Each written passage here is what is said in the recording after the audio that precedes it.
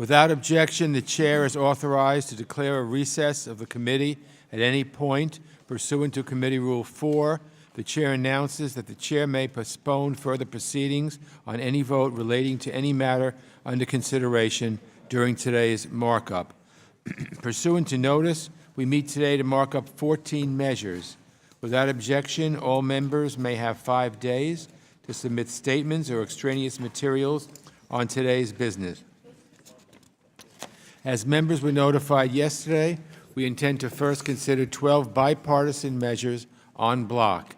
Then we will move on to consider the ANS to H.R. 1004 and finish with consideration of H.R. 9. So let's proceed to the en bloc.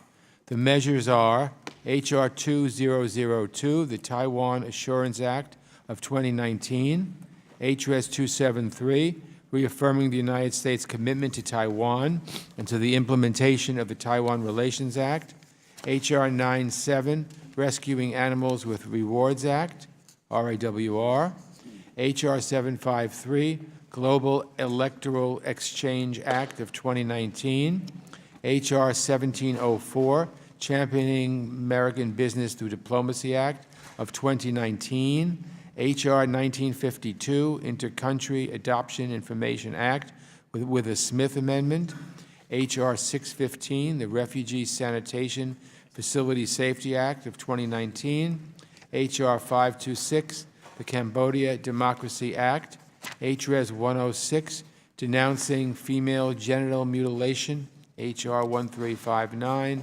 Digital Global Access Policy Act of 2019, H.R. 951, U.S.-Mexico Tourism Improvement Act, and H.R. 2116, the Global Fragility Act.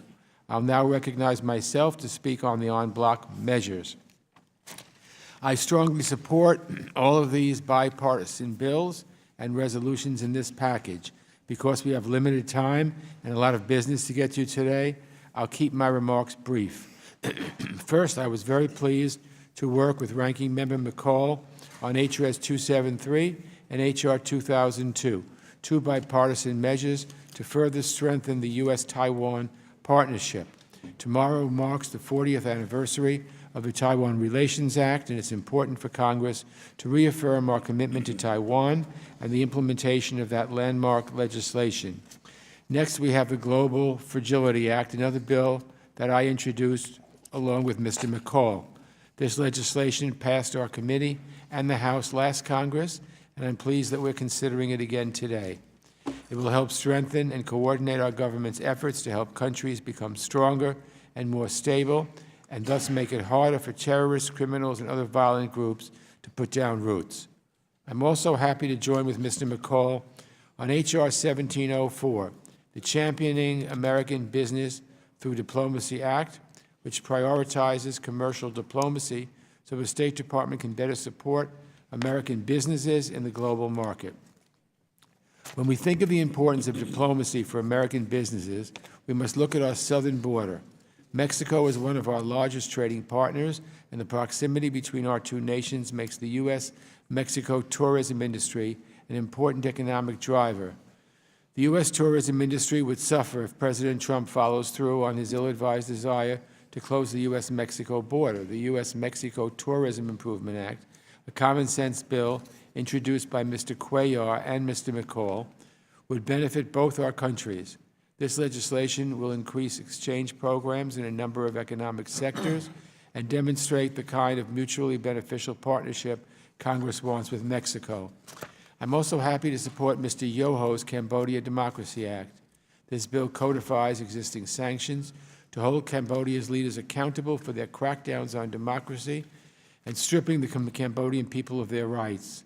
We have two other strong measures on human rights before us today as well.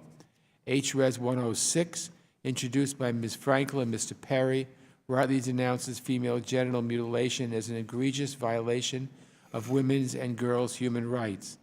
And Ms. Meng and Mr. Zeldin's Refugee Sanitation Facility Act will help provide women, girls, and other vulnerable populations with safe and secure access to sanitation facilities and refugee camps. We also have a number of other good bipartisan measures that our committee passed last Congress. First, the Intercountry Adoption Information Act creates more transparency in the international adoption process, so prospective parents are better informed about policy changes that could affect their adoptions. Next, the Rescuing Animals with Rewards Act, which embraces and enhances U.S. efforts to combat wildlife trafficking by authorizing rewards for information leading to the arrest or conviction of those engaged in the illicit wildlife trade. The Digital Global Access Policy Act, which passed the House last year, makes it a U.S. foreign policy priority to promote Internet access in the developing world. And finally, we have the Global Electoral Exchange Act, which also passed the House last Congress. This bill, introduced by Mr. Castro and Mr. Meadows, would establish a program at the State Department to exchange best practices for elections around the world. I'm pleased to support all of these bills, and I'd like to thank our members for their hard work. And now I'll recognize my friend, our ranking member, Mr. McCall of Texas, for any remarks he might have. Thank you, Mr. Chairman. Today our committee will mark up and pass key legislation that will expand our economic prosperity and strengthen our national security. One of today's bills is my Championing American Business Diplomacy Act, which I'm pleased that my friend Chairman Engel co-sponsored. Legislation makes the promotion of U.S. economic interest a principal duty of our missions abroad. It also requires economic and commercial training for our diplomats serving overseas. By creating more international opportunities for American businesses, we can push back on growing Russian and Chinese influence across the globe. We will also be marking up legislation that recognizes and strengthens our relationship with Taiwan. Taiwan is a strong democratic ally and is increasingly under threat from Communist China. My Taiwan Assurance Act, which Chairman Engel also co-sponsored, reaffirms our support for Taiwan's defense capabilities and advocates for their participation in international organizations. As we celebrate the 40th anniversary of the Taiwan Relations Act, it is important for our Taiwanese friends to know that our alliance will only grow stronger. Although our national security strategy has prioritized threats from rising nation states, we cannot forget about threats that stem from weak and fragile states. These states are underdeveloped and often suffer from violent conflicts that are exploited by terror groups. Our Global Fragility Act, which establishes the Global Fragility Initiative, will serve as an interagency policy framework to better coordinate and prioritize our efforts to stabilize conflict areas. This will help prevent violence and extremism from spreading around the world. This is an important bipartisan bill that could have very positive results over time. We will also consider legislation to combat wildlife trafficking, denounce the barbaric practice of female genital mutilation, improve tourism between the United States and Mexico, strengthen inter-country adoption, and support democratic movements around the world. I believe these bills should win strong bipartisan support from our committee, and I look forward to seeing them pass on the floor of the House. With that, Mr. Chairman, I yield back. Thank you, Mr. McCall. Does anyone seek recognition for the purpose of speaking on the en bloc package? Ms. Omar. Mr. Chairman. Thank you, Chairman. I really appreciate the effort to put forth a lot of bills that I will be voting yes on. But I wanted to take this opportunity to speak two bills that I am co-sponsoring. The first is H.R. 615, the Refugee Sanitation Facility Safety Act.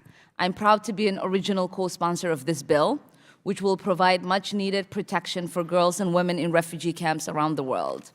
Obviously, this issue is very personal to me. Girls and women in refugee camps are often unable to use sanitation facilities for fear of sexual assault. Ensuring that our support for refugee camps worldwide emphasizes the need to protect vulnerable populations is critically important. I want to express my support for my colleague, Congresswoman Ming, for introducing this important legislation, and to my many colleagues on this committee who have co-sponsored this bill. I specifically want to thank my colleague, Mr. Zeldin, who is currently the only Republican co-sponsor of this bill. Secondly, I want to express my strong support for H.R. 2116, the Global Fragility Act. Conflict prevention and support for fragile states should be the forefront of our foreign policy. I am thankful to Chairman Engel, Ranking Member McCall, and other members of this committee for introducing this bill, and I am excited to be supporting and voting yes for it. Thank you so much for the bills that you have put forth, and I look forward to this great work continuing. Thank you. Thank you very much. Mr. Smith. Thank you very much, Mr. Chairman. Chairman, I wish to convey my strong support for Congressman Collins' Intercountry Adoption Information Act and briefly explain the amendment that I am offering today. Just parenthetically, I've long been a strong supporter of adoption. Matter of fact, back in 1989, I introduced legislation with over 100 co-sponsors to create the adoption tax credit of $5,000. That was included in the contract with America. And it has doubled since, and now people who are faced with upfront adoption expenses can get up to a $13,000 worth of tax credit. It is still not enough, especially for intercountry adoptions. As we all know, all too often parents who are willing to open their hearts and homes to meet are met with resistance from foreign governments who hold children hostage. In the past, we saw this happen in countries such as Ethiopia and the Democratic Republic of Congo, and I've had hearings on the DRC and that policy that they had, though with the change of leadership, both countries, we believe, are changing. Beyond external obstacles placed on foreign governments which we cannot control, there are ones which we can control within our own government. Chief among them are the onerous fees that adopted parents must pay. A Senate Appropriations Committee report last year called upon the State Department to assess whether such fees placed, and I quote, undue financial burden on families seeking to adopt internationally, especially low-income families, families seeking to adopt sibling groups, or families seeking to adopt children with disabilities. Despite this directive, the State Department did not provide this information, hence the need for this amendment. I hope members will support it. It will require a report within 180 days of the law's enactment, so we do not have to wait over a year to obtain this information. I yield back and thank you. Thank you. Are there any other members seeking recognition on the en bloc? Ms. Houlihan. Thank you, Mr. Chairman.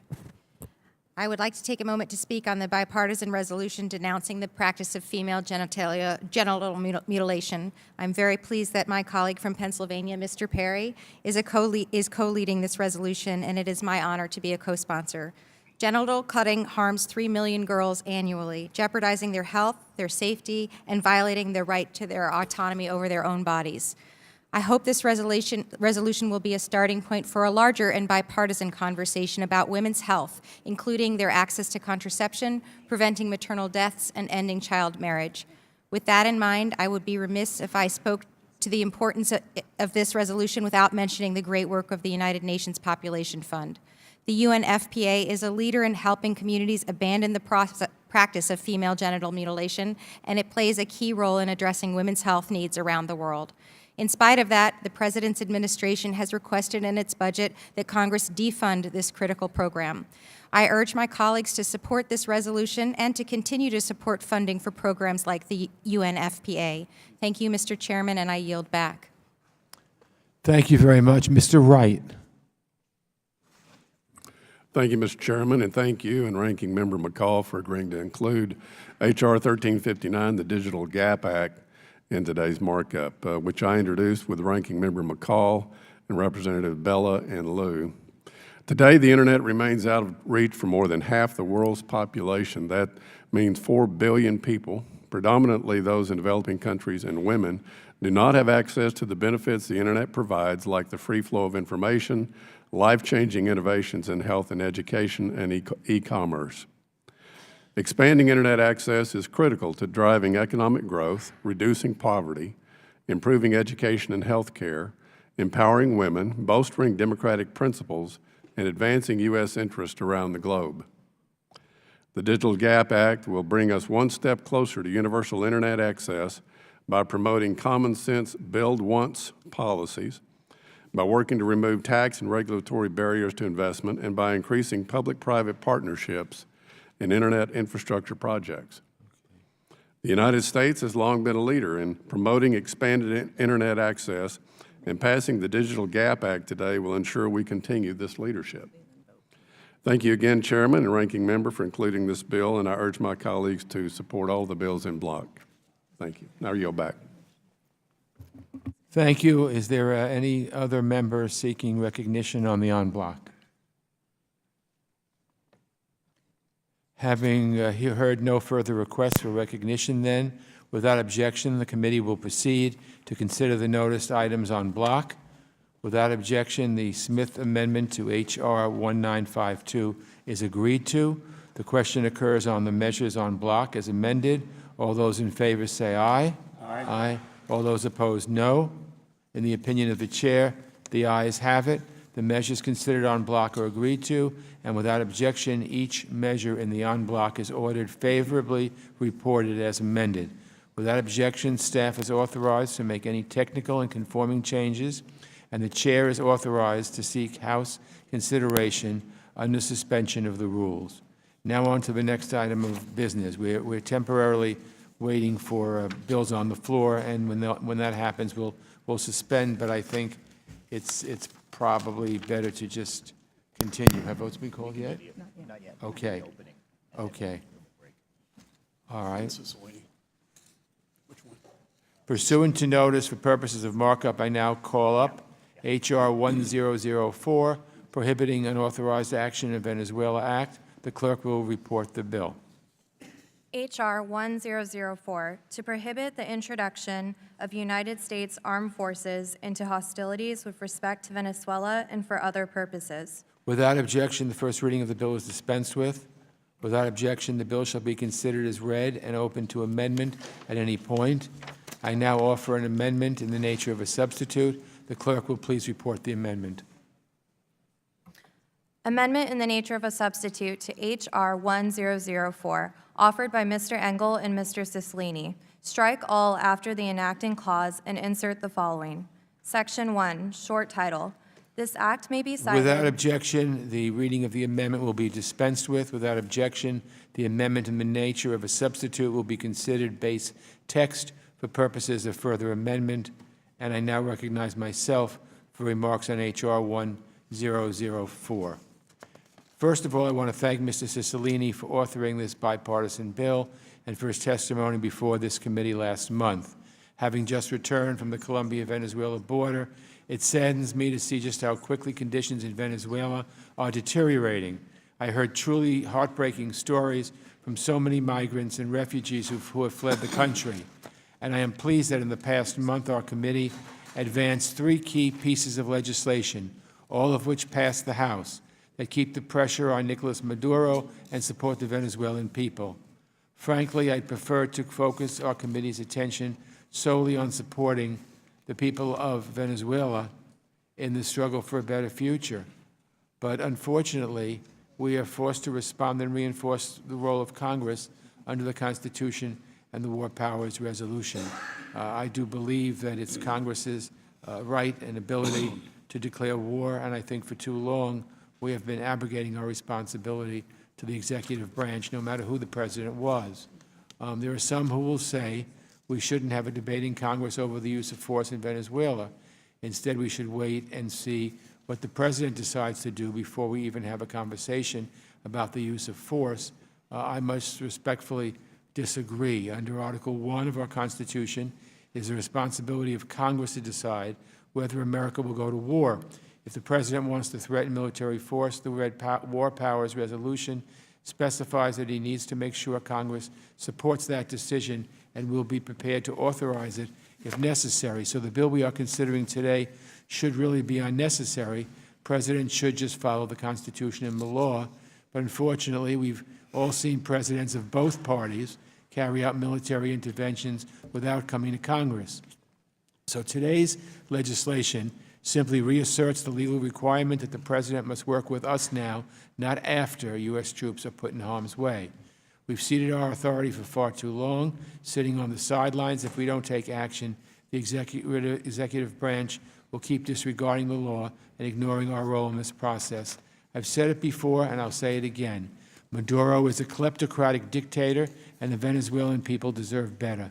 We must continue to assert pressure on the regime and provide support for the Venezuelan people.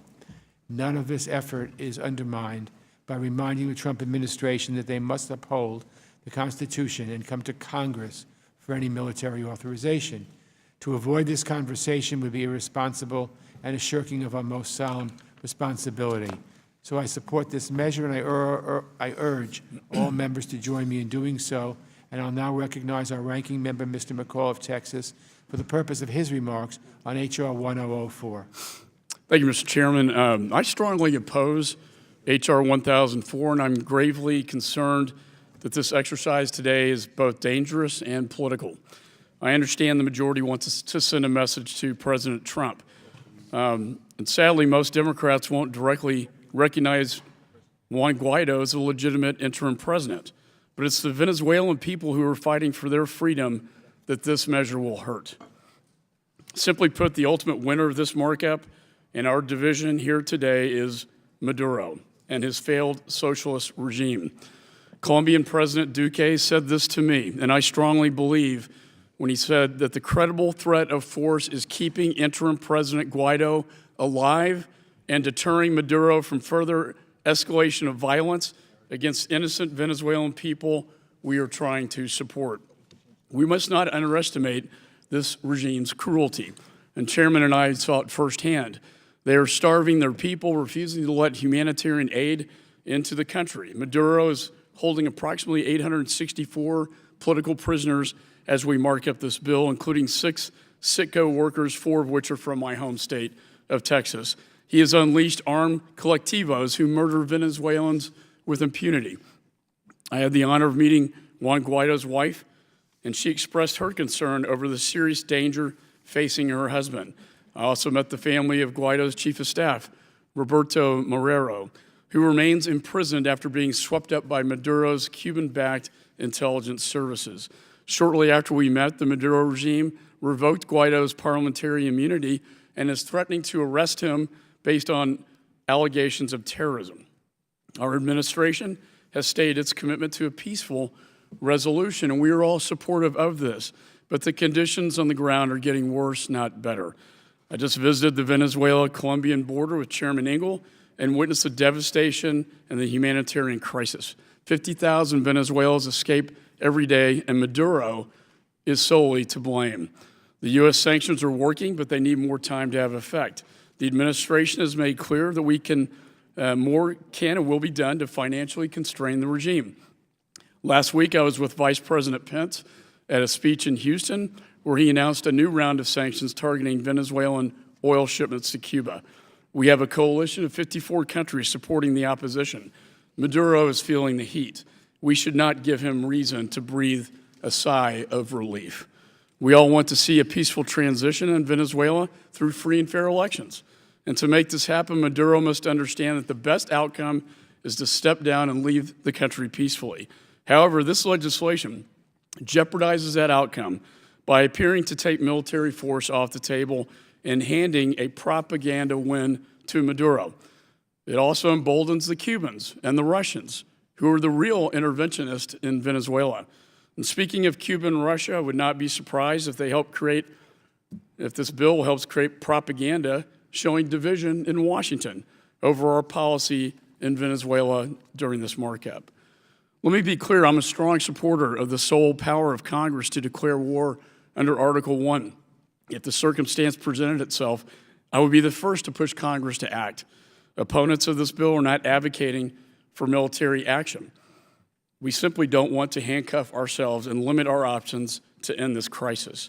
So I hope that my colleagues can recognize the dangers of passing this bill at this time and join me in voting against it. Any actions this Congress takes regarding Venezuela, in my judgment, should be bipartisan and demonstrate unity of our common values of freedom and democracy, which we all stand for. The Venezuelan people have suffered enough. Let's not let this bill complicate their efforts to achieve freedom from socialist tyranny and put an end to this humanitarian disaster. With that, I yield back. Thank you, Mr. McCall. Votes on the floor have been called, so I'm going to do a recess now. Once members have voted, I ask that please all members return as soon as possible to continue the markup, and then we will have others who wish to speak on the bill, and some members have amendments to offer as well. So the committee stands in recess, subject to the call of the chair, and we'll start right after votes are done with on the floor.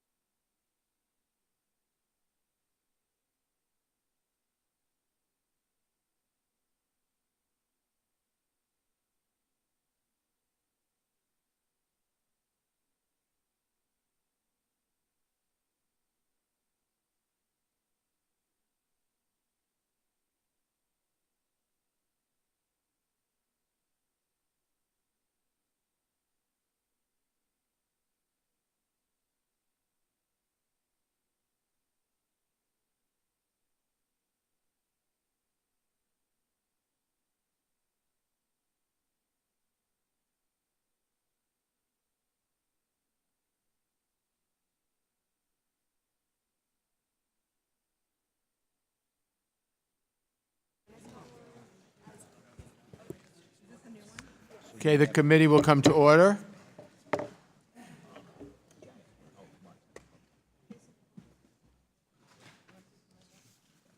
I realize that members wish to speak on the bill. Some members may wish to speak on the bill, and that some members may have amendments to offer.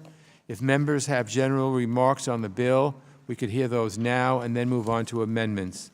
So is there anyone who would like to make a general remark on any of the bills? Mr. Chairman. Mr. Chairman. Mr. Cicilline. Thank you, Mr. Chairman. I move to strike the last word.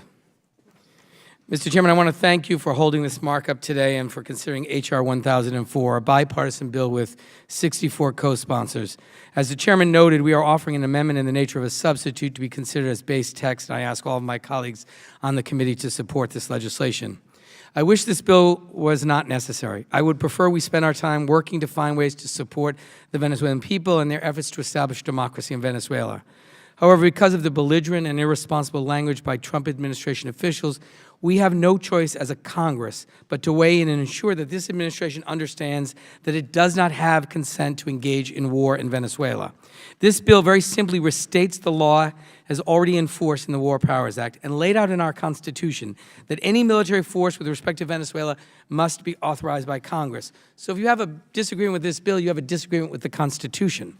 Nicolas Maduro is a dictator whose regime has destroyed Venezuela's economy, starved its people, and engaged in widespread corruption and repression.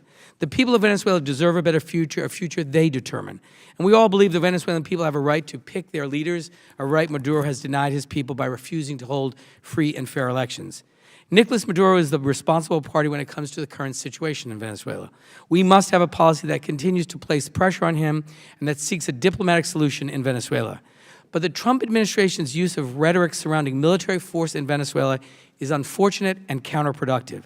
Not only would military intervention be illegal, it would also come with serious consequences that I fear would not only hurt the Venezuelan people, but also the prospects for democracy. Under the Constitution and the War Powers Act, the President may not take unilateral military action and must consult with and receive authorization from Congress.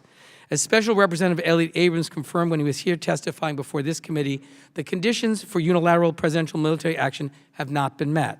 Congress has not declared war on Venezuela.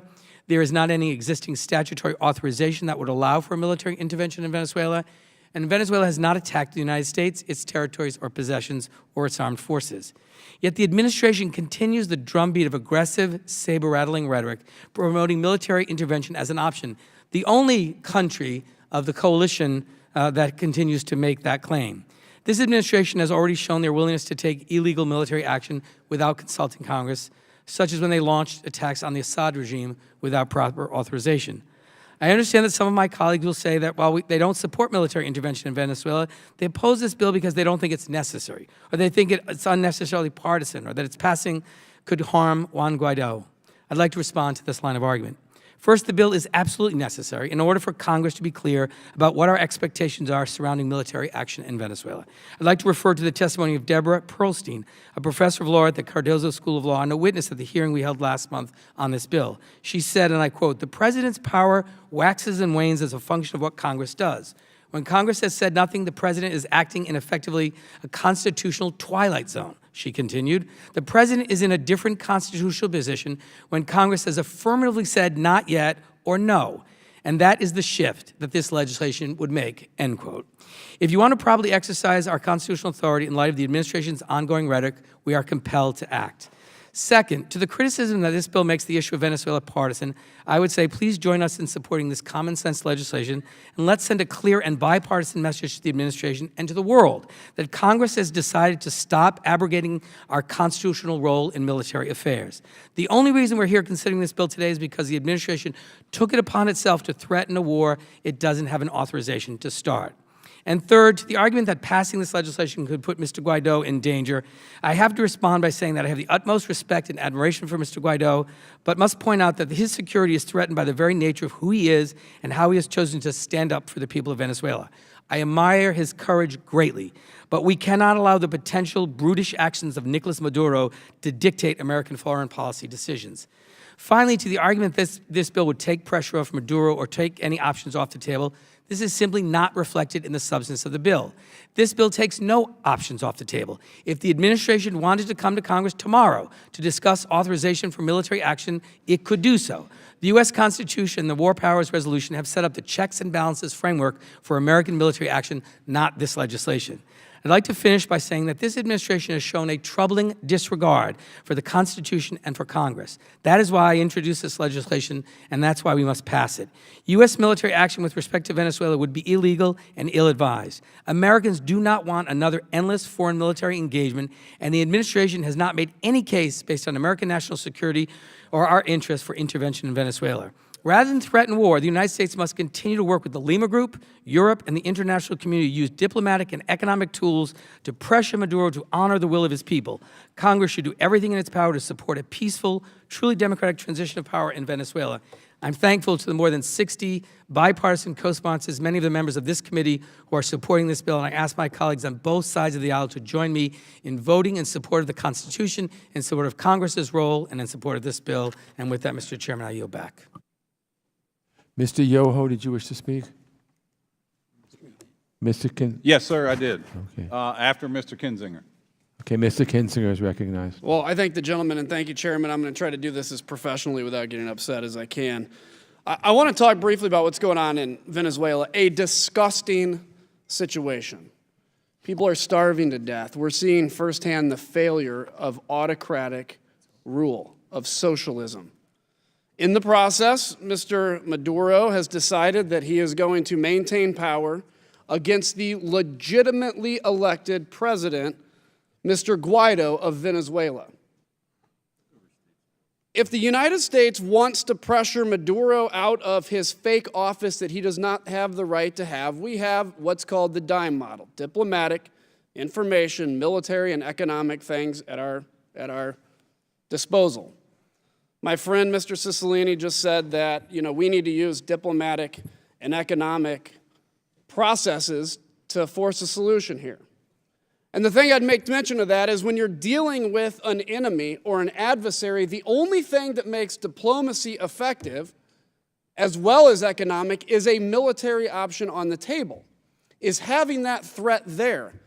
If you look at North Korea, what is it that compelled Kim Jong-un to the table? It was the threat of military force. What is it that took him away from table? It was the removal of the military threat. That's the same situation in Venezuela. But let's say if this passes, what does this do? Let's say Mr. Guaido, President Guaido, is held captive. Let's say he is captured by Maduro. We cannot use military force to rescue him. Let's say we want to put food aid in to save the people that are starving to death in Venezuela, and we need the military to escort food to people. They would be prohibited from doing it after this. Let's say the Russians build a military base in Venezuela and start flying fighter caps over the country and basically declare it Russian territory. This would prevent the United States from doing anything in response. The gentleman yield for... No, I will not. Let me finish. I listen politely to you, sir. Let's say that they build a military base. The United States cannot introduce any military action to push back against it. Let's say a massacre occurs in Venezuela. The United States cannot use the military to stop it. If you look at what happened in Rwanda, one of the greatest regrets of the Clinton administration is inaction because of a massacre. If this situation happens in Venezuela, which is not that far out to think of, we would be prevented. Now, sure, we could come here and have a debate. And if you think that this House can have a grown-up debate about this by taking away the power that the president legitimately has under Article 2 in the Constitution, if we're already political about Venezuela, imagine what it'll become at that point. Imagine the politics while a massacre is occurring. By the way, I actually thought about introducing an amendment to this to add Canada to the list, and Jamaica, and every other country, because if we're going to now pass resolutions saying we can't introduce military force in Venezuela, we may as well say the same thing about Canada or any other country that we have no intention at this point of going to war against. It would just make sense. That's about the purpose of this bill. And the other thing I want to say, Mr. Chairman, with all due respect, I have been on this committee now, I guess this is my 5th year. I've been in Congress for 9 years. And one of the things I have just loved about this committee is our ability to really come together in bipartisan ways. In fact, the entire time I think that I was on Foreign Affairs up until this year, we've never taken a recorded vote in this committee. Because everything we've done, we've had debates, we've had discussions, but we've really worked together to advance the interest of the United States of America. Even when President Obama was president, we would have hearings that could get a little contentious on things like Syria and that kind of stuff. But for the most part, we would pass resolutions that we all agreed on. But so far on this committee, we've done something about Yemen, and now we're doing something about Venezuela. Mr. Chairman, my request to you, as passionately as I can ask it, is can we at least pick a week in the next month, or when we come back from break, where we can actually do things on a bipartisan basis again and kind of see how it feels. Because if it feels good, maybe we can get back to that as the way we do things on committee, instead of bringing up bills and passing them to make a point about the Trump administration. By the way, I can't think of crazy rhetoric. I mean, look, there's rhetoric the president does that I don't always agree with, but I can't think of that on Venezuela. He gave a really passionate speech in Florida about freedom in Venezuela and Cuba. He said the military action is not off the table, as he should say, with any situation like that, because it gives teeth to diplomacy. So this is an answer in search of a problem. There is no problem, and I don't know why we're taking this up. I had actually thought we were going to have a hearing and let this go away, but again, we're back here. So, look, I'm fired up. I'm passionate about it. I respect everybody on this committee, but this is just really bothersome to me, and I yield back. Well, I'm sorry that the gentleman thinks that people should not be allowed to express their opinions on the Foreign Affairs Committee. I've been on this committee a long time, and I believe that we ought to have more people speaking their mind, not less. Anyone on this side? Mr. Sherman. Just like to briefly respond to the last speaker. There is no more bipartisan committee in Congress than this one, and in fact, this very markup, we have quite a number of pieces of bipartisan legislation that will pass. It is true that watching Congress does not inspire one that this is the finest decision-making body assembled in history. But to say for that reason, we should leave all decision-making about matters of life and death to this administration, I think that goes a little too far. Especially it goes too far under our Constitution, which vests in Congress the right to send this country to war. This is a very reasonable proposal. It says we should not invade Venezuela. If there are developments that come up, the President can call us into special session and we can deal with them immediately. But to say that to support this bill is to ignore the genocide in Rwanda and the lessons that it taught us is absurd. It is far more likely that this administration will invade Venezuela and do harm than it is that we're going to see a Rwanda-style genocide in Venezuela that somehow the Trump administration would prevent were it not for this bill. With that, I yield to the gentleman from Rhode Island. I thank the gentleman for yielding. I attempted to ask the gentleman who was just speaking, my Republican colleague, a question. And the question is, the scenarios that you described for the committee that were horrific, and you said this bill would stop us from doing anything about it. That is absolutely not true. Nothing in this bill would limit the ability of Congress to authorize intervention in any way we see appropriate. It simply reaffirms that Congress has a role and that we be held accountable for those decisions. It's easy to say, you know what, Mr. President, you make this decision. We'll avoid our responsibility, because then we avoid the tough decisions. That's what we were elected to do. That's what the Constitution requires, that we deliberate, that we, before we send men and women into harm's way, to risk their lives in defense of our country, that we own that responsibility, that we debate it and we vote on it, because we reflect the will of the American people. So it's nothing in the legislation changes the Constitution. It doesn't limit the president's power. It doesn't change the Constitution. It simply is a reminder, in light of the rhetoric of this president, that Congress must authorize military action. That's all it is. This is about reaffirming our responsibility. The reason we don't have Canada in the bill is I haven't heard the president threaten military action in Canada. But we've heard him say repeatedly, military option is on the table. Then I just heard people say, oh, it really isn't. We don't want to do it. Then you should vote for the bill. This is about preserving Congress's role as a deliberative body in decisions of war and peace. That's what we were elected to do. That's what we get paid to do. I know it's easier if we avoid the tough decisions and just leave it up to the president. Our Constitution requires something more.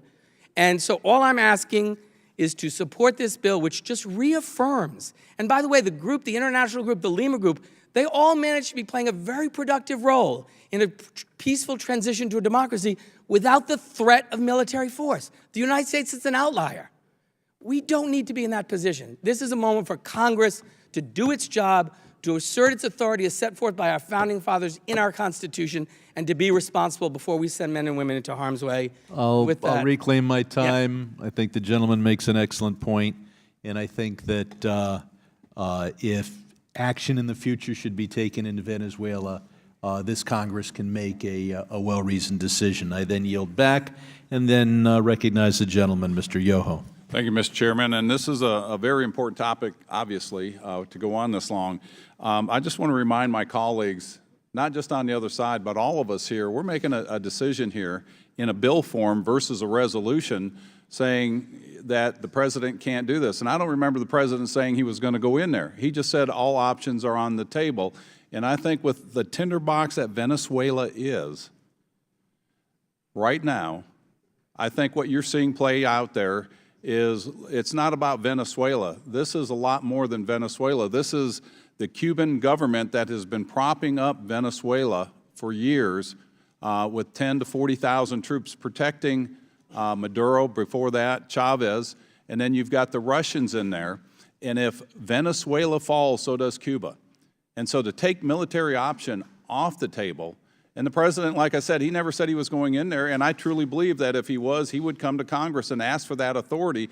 But to play into the hands of the Maduro regime, the Cuban regime, the Russians, who are probably watching this, saying, look at the Americans. They're divided on this issue in their own party, and we haven't done anything. We are worried about it. This is not a genocide. My colleague, Mr. Sherman, said there's no genocide there like Rwanda. Let's hope there's not. There wasn't a genocide in Syria, but now there's over 500,000 people that have been slaughtered because Russia got in there and backed up Assad. Do we want that same thing in our hemisphere? And I asked my colleague from Rhode Island, who's a small business owner, are you doing this for the benefit of the Venezuelan people, or is it for a disdain for this president? I'm happy to answer if you'll yield. I'm not going to yield that. Well, you asked a question. Now you're going to yield to let me answer it? I'm not going to. I've got to yield some time to my colleague here, Mr. Kinzinger. Well, I thank the gentleman, and just a couple of points. The key in Venezuela right now is getting the military to abandon the fake regime, the Maduro fake regime.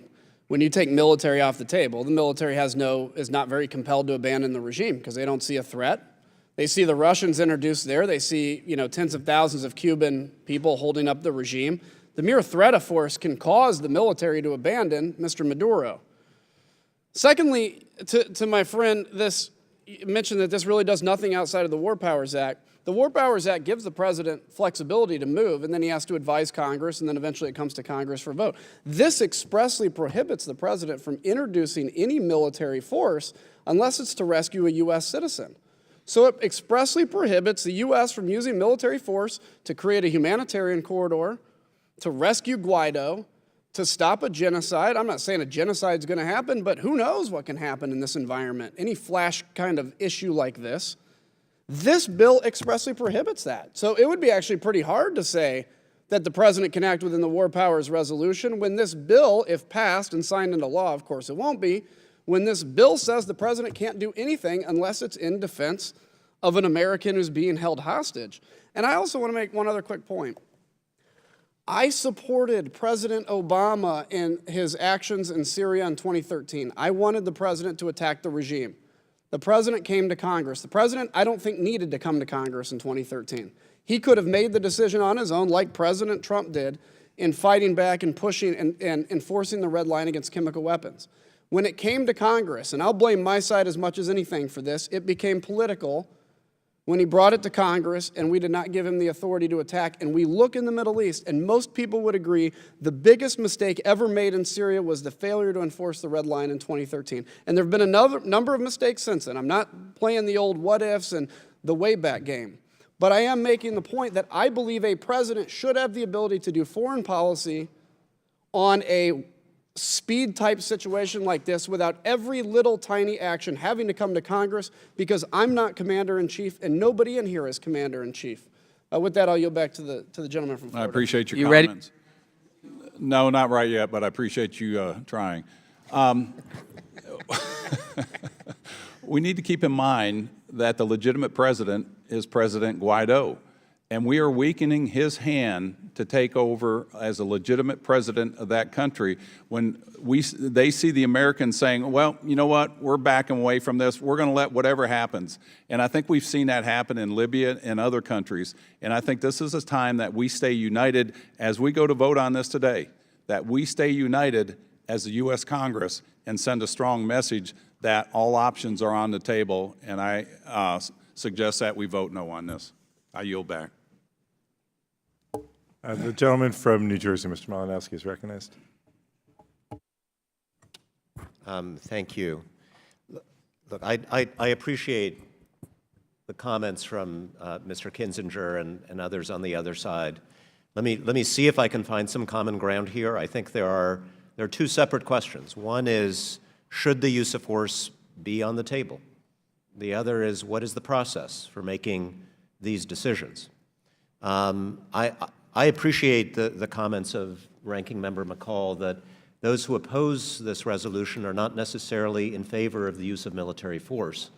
I would argue the opposite is also true for many of us. Those who are willing to vote in favor of this resolution are not necessarily opposed to the use of force under any and all circumstances.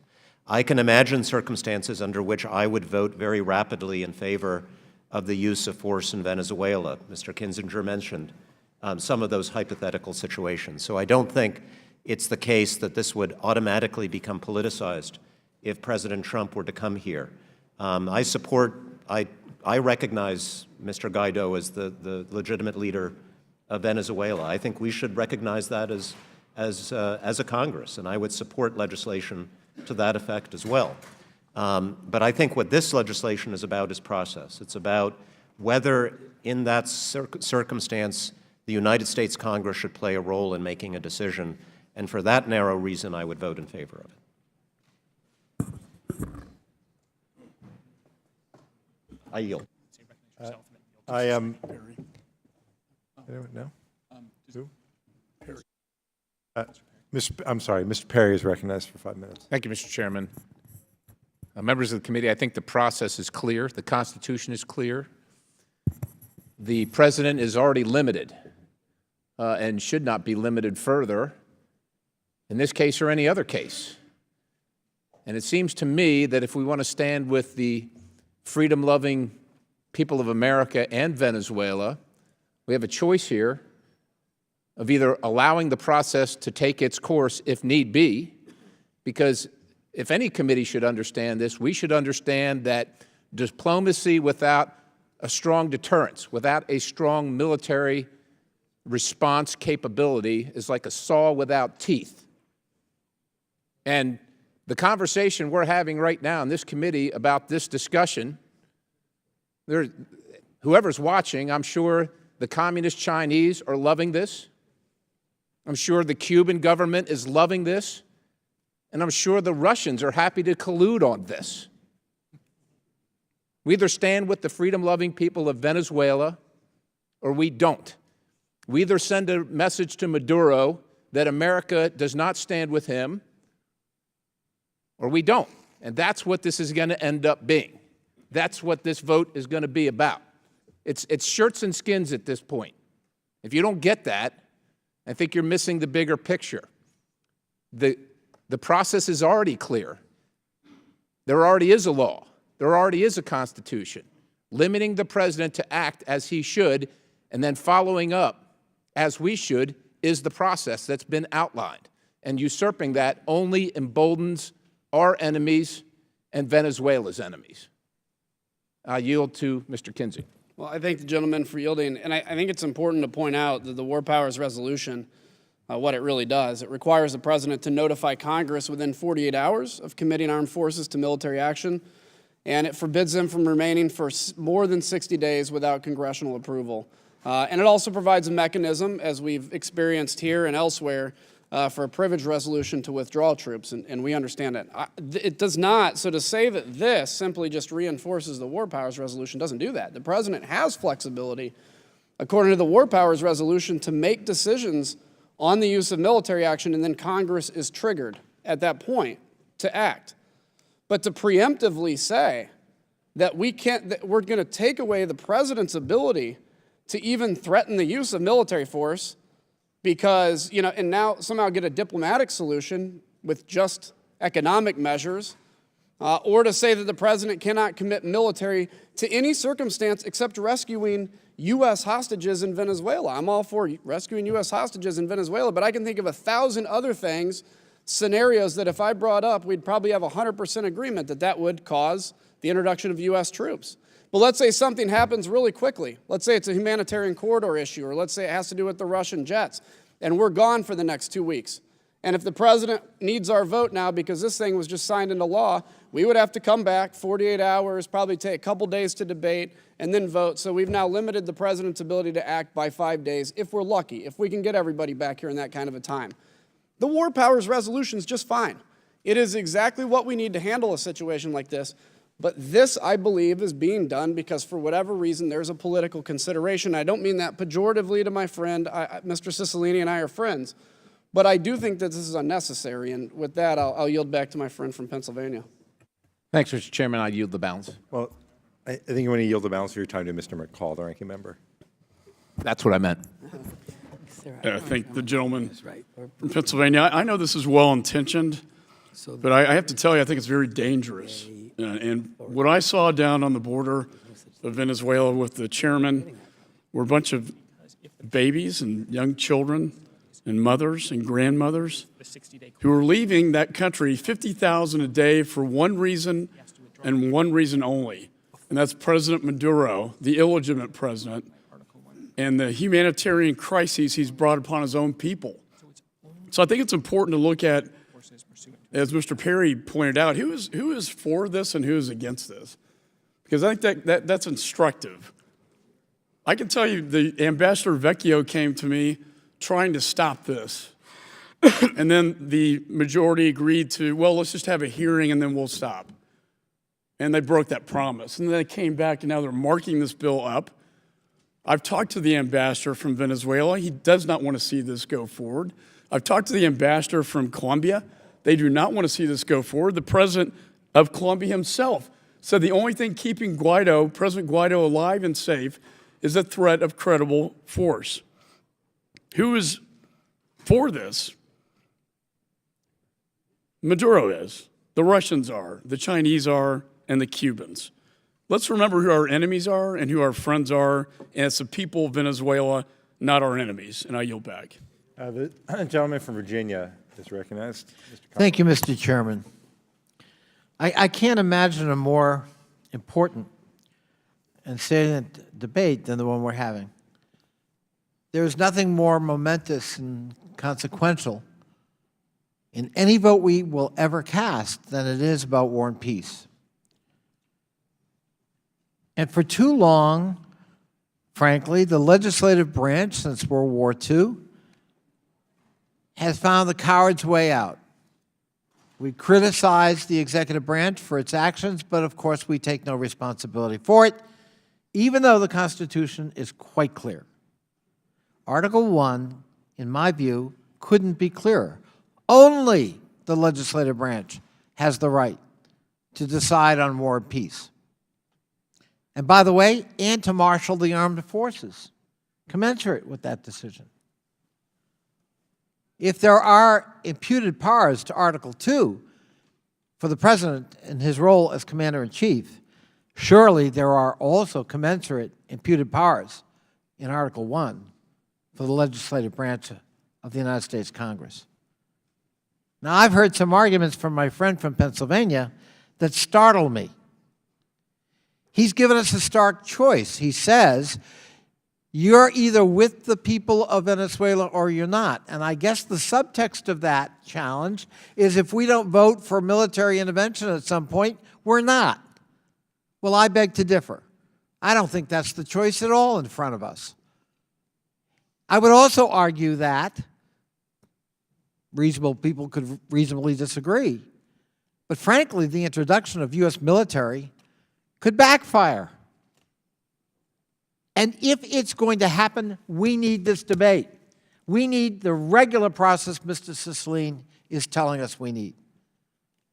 Otherwise, we might as well have at it. We've got troops we don't know anything about in Niger. We're supporting a war in Yemen Americans don't really want. We're contemplating intervention in South America that, again, Americans don't want. Or at least they don't want without a cogent explanation coming from the elected representatives here in the Congress. So I hope we have more robust debate. But I hardly believe the choice is as stark as my friend from Pennsylvania put it.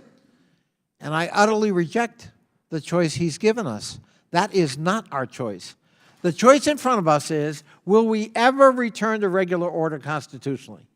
Will we take responsibility for sending young men and young women in harm's way? Or will we continue to take the coward's way out, as we have, frankly, since World War II? This resolution is a step in the right direction, is a step in restoring responsibility and taking responsibility as the separate but co-equal branch we are supposed to be, and commensurate with the powers explicit and implied in Article 1 of the Constitution of the United States. So I support Mr. Cicilline's resolution, and I thank him for his leadership. And I thank my colleagues on both sides for what I think is a vital and consequential debate about the deployment of U.S. force. I yield back the balance of my time, Mr. Chairman. Thank you. I recognize myself and yield Mr. Cicilline as much time as he may need. Thank you, Mr. Chairman. I want to just say at the outset, the argument that was just made by my friends on the other side of the aisle, that the President of the United States can do whatever he wants for 60 days, is absolutely false. The War Powers Act only triggers a 60-day period once the President has engaged the military, and he can only do so, according to 1541C, in three circumstances. The President may only exercise pursuant to a declaration of war, a specific statutory authorization, or a national emergency created by attack upon the United States, its territories, or its armed forces. So it's only if the President acts pursuant to one of those three conditions that the 60-day clock is triggered. And so this notion that the President can actually do whatever he wants is very disturbing to hear, because Article 1 vests that responsibility in Congress. So I want to correct that record. That is a false assertion that the President is permitted and that this bill narrows in any way the President's authority. This mirrors the exact language of the War Powers Act, this resolution. So it doesn't narrow the President's ability at all. That's number one. Number two, I always am alarmed when I hear what heads of other foreign governments shaping American foreign policy.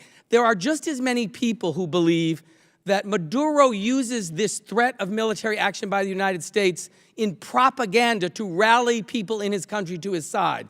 The threat, when you consider U.S. history in this region of the world. So there are lots of very smart military and diplomatic thinkers who think it is essential that Congress reassert its authority in this moment. And with respect to the question I never got to answer that Mr. Yoho asked, this is about fundamental question of war and peace, whether or not the Congress of the United States is going to fulfill its responsibility and have a serious debate and be accountable for what we decide. And all of the other countries that have been involved in this have managed to play a productive role, the Lima Group, the Europeans, without the threat of military force. And you know what would be especially wonderful?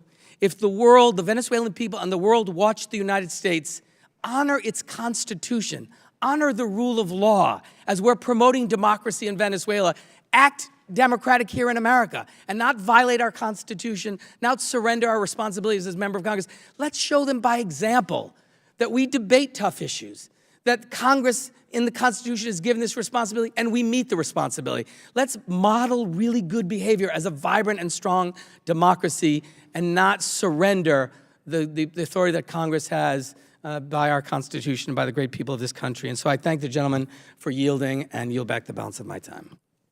I thank the gentleman, and I yield back. Is there any further discussion on the bill? Seeing none, are there amendments at the desk? I have an amendment at the desk. Mr. Sherman is recognized. Clerk will please report the amendment. Sherman Amendment Number 1, amendment to the amendment in the nature of a substitute to H.R. 1004. Amendment Section 2C to read as follows. Role of I construction. move we dispense with reading of the amendment. Without objection, Mr. Sherman is recognized. The bill is perhaps controversial. I think it's well thought out and necessary. Hopefully this amendment will not be controversial.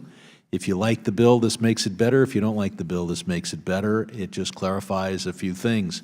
First, it makes it plain that nothing in this bill is an authorization or a direction to the president to send military force into Venezuela. If the president was listening to this debate, I think that would be apparent to him in any case. Second, rule of construction is it provides that this bill does not prevent efforts solely for the purpose of rescuing United States citizens in Venezuela. With that, I would hope that this would be regarded as a non-controversial amendment and move forward quickly. I yield back. Time of the gentleman has expired. Is there further debate on the amendment? Question is on the amendment. All those in favor say aye. Aye. Aye. All opposed, no. No. In the opinion of the chair, the ayes have it, and the amendment is agreed to. Are there other amendments? Any other requests for recognition? Seeing none. Yeah. Question is on the amendment in the nature of the substitute. All those in favor say aye. Aye. All opposed, no. No. In the opinion of the chair, the ayes have it. Mr. Chairman, Gentleman is recognized. I request a recorded vote. Roll call vote is ordered. Clerk will please call the roll. Without the call. Bring those guys back here. Mr. Sherman. Aye. Mr. Sherman votes aye. Mr. Meeks. Mr. H.Res. Mr. H.Res votes aye. Mr. Connolly. Aye. Mr. Connolly votes aye. Mr. Deutsch. Mr. Deutsch votes aye. Ms. Bass. Mr. Keating. Mr. Keating. Mr. Keating votes aye. Mr. Cicilline. Aye. Mr. Cicilline votes aye. Mr. Barra. Aye. Mr. Barra votes aye. Mr. Castro. Mr. Castro votes aye. Ms. Titus. Mr. Espaillat. Mr. Espaillat votes aye. Mr. Liu. Mr. Liu votes aye. Ms. Wild. Ms. Wild votes aye. Mr. Phillips. Mr. Phillips votes aye. Ms. Omar. Ms. Omar votes aye. Mr. Allred. Mr. Allred votes aye. Mr. Levin. Mr. Levin votes aye. Ms. Spamberger. Ms. Spamberger votes aye. Ms. Houlihan. Ms. Houlihan votes aye. Mr. Malinowski. Mr. Malinowski votes aye. Mr. Trone. Mr. Trone votes aye. Mr. Costa. Mr. Vargas. Mr. Vargas votes aye. Mr. Gonzalez. Mr. Gonzalez votes aye. Mr. McCall. No. Mr. McCall votes no. Mr. Smith. Mr. Smith votes no. Mr. Shabbat. Mr. Shabbat votes no. Mr. Wilson. Mr. Perry. Mr. Perry votes no. Mr. Yoho. Mr. Yoho votes no. So when Mr. Kinzinger. Mr. Kingsinger votes no. Mr. Zeldin. Mr. Zeldin votes no. Mr. Sensenbrenner. Ms. Wagner. Ms. Wagner votes no. Mr. Mast. Mr. Mast votes no. Mr. Rooney. I was here for this one. Mr. Fitzpatrick. Okay. Mr. Curtis. Mr. Curtis votes no. Mr. Buck. Mr. Wright. Mr. Wright votes no. Mr. Rustenthaler. Mr. Rustenthaler votes no. Mr. Burchett. Mr. Burchett votes no. Mr. Pence. Mr. Pence votes no. Mr. Watkins. Mr. Guest. Mr. Guest votes no. Mr. Chairman. Aye. Mr. Chairman votes aye. Oh, Are there any other members who have not been recorded? Mr. Chairman? Yeah. Okay. Mr. Meeks. I vote aye. Mr. Meeks votes aye. Mr. Costa? Mr. Costa votes aye. I know, yeah. Are there any other members? Ms. Titus?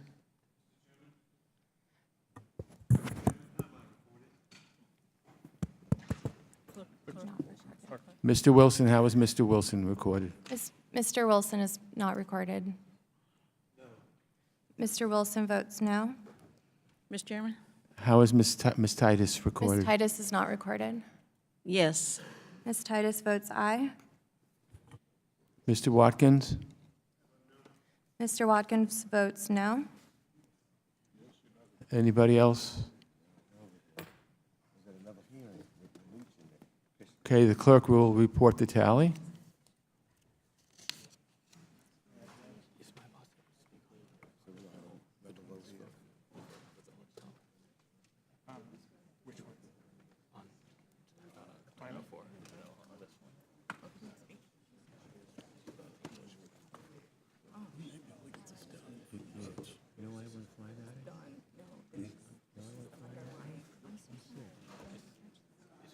Yeah, it's basically what it is. Or any other members, any other members recognize. You can speak on just, I know that we're talking about. Adriana, you want to get involved in the Queen's election? Yeah, the clerk will report the tally.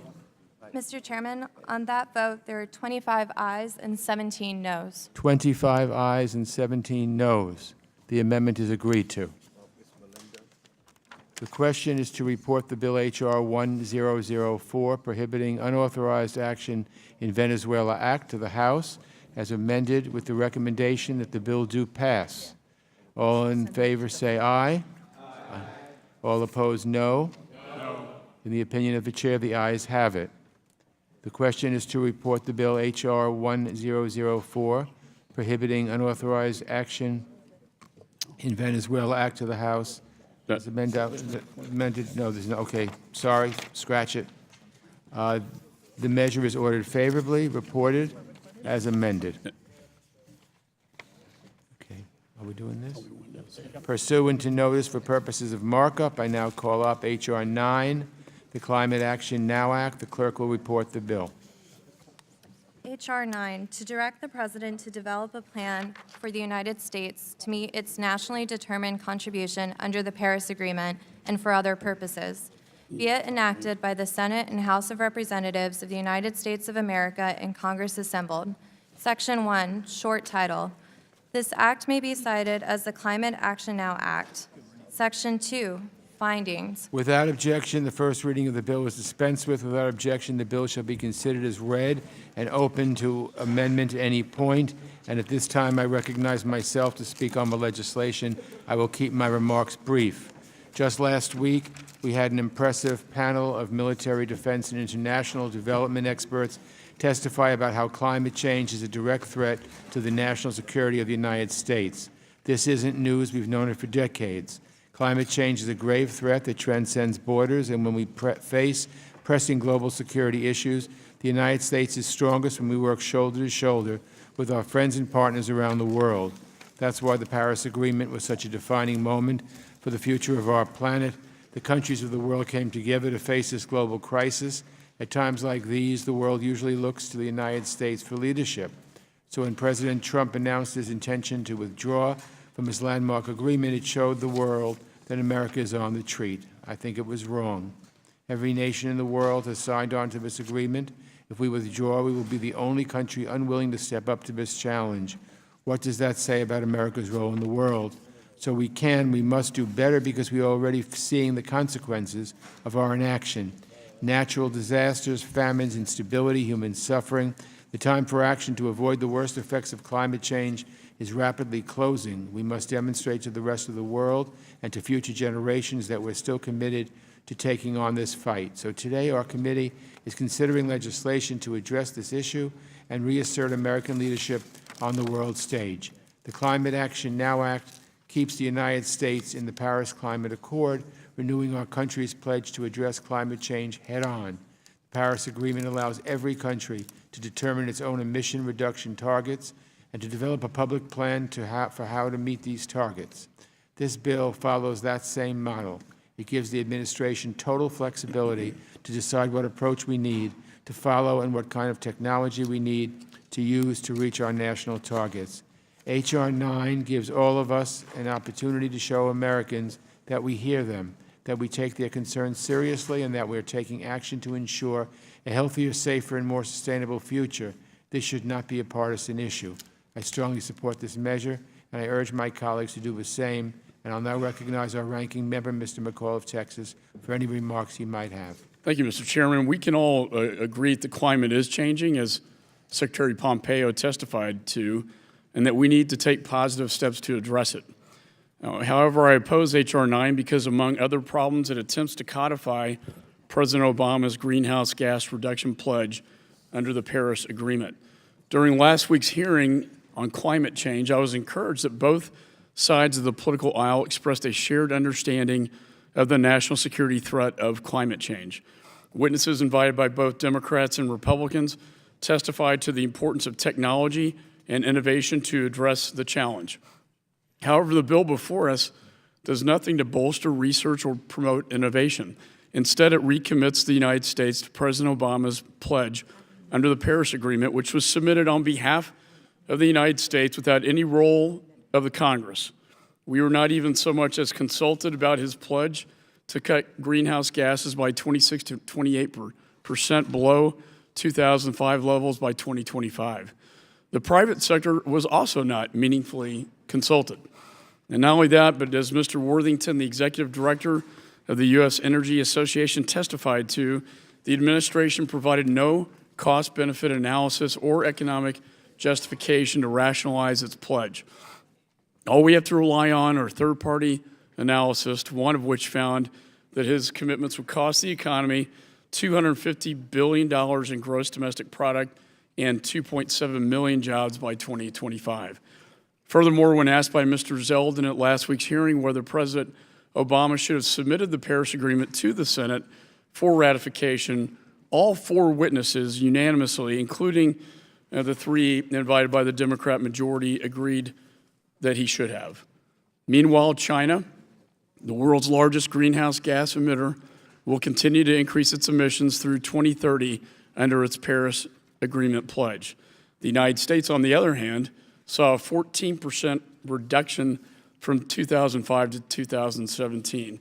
So instead of doubling down on a pledge that Congress had no role in setting, that will have an unknown and potentially catastrophic impact on the United States economy, and which will do nothing to address China's growing emissions, I believe that we should work on a bipartisan bill to boost research, advance technology, promote innovation, and develop some real solutions. And with that, Mr. Chairman, I yield back the balance of my time. Thank you, Mr. McCall. The gentleman yields back. I realize members wish to speak on the bill and that some members have amendments to offer. If members have general remarks on the bill first, we should hear those now and then move on to amendments. Is there anyone who has general remarks on the bill? Mr. Espaillat. Thank you, Mr. Chairman. Effects of climate change are evident today in more extreme temperatures and more frequent and more intense natural disasters. And many studies and reports affirm a simple fact. Both the causes and effects of climate change have been impacting already vulnerable communities at greater and disproportionate level.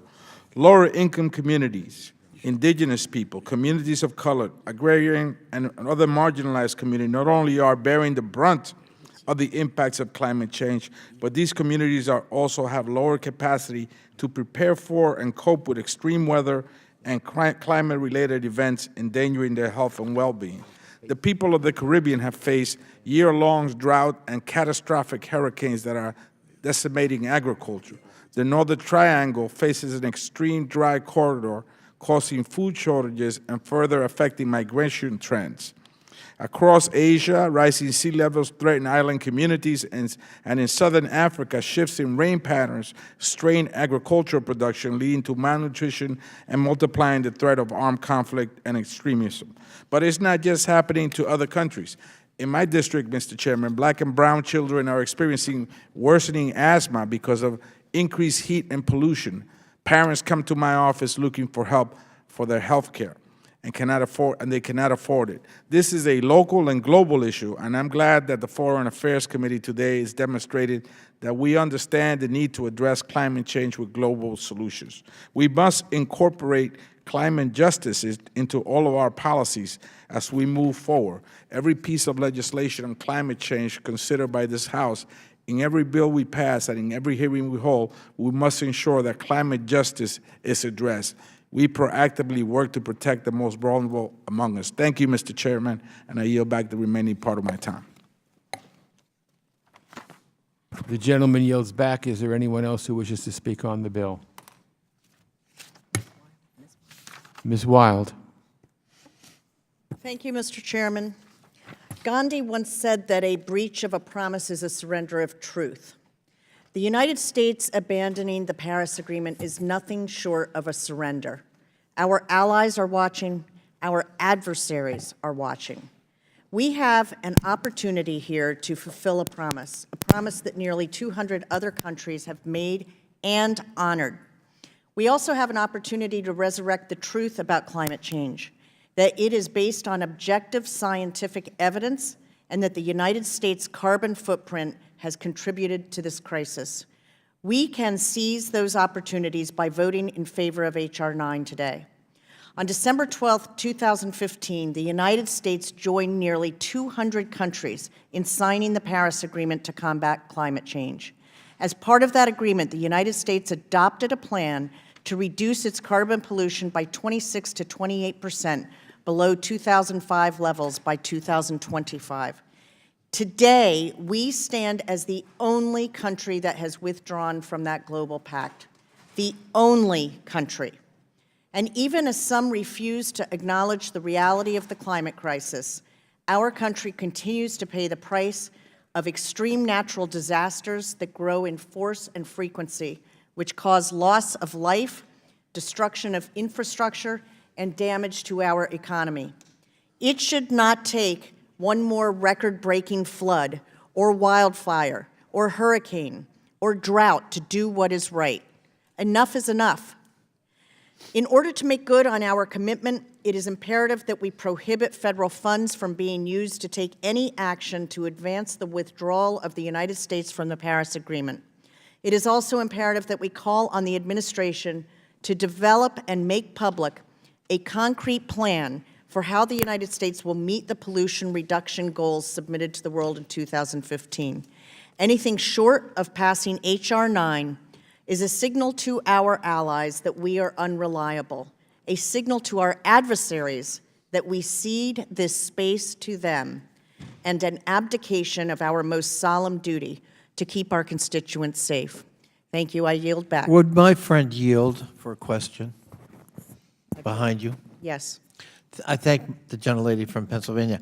I was listening intently to what she had to say, and I thought you said we're the only nation now not a party to the Paris Climate Accord. Is that correct? That is correct. So when President Trump pulled us out, we at least had company in Nicaragua and Syria. That is correct. And now you tell me that they've both joined.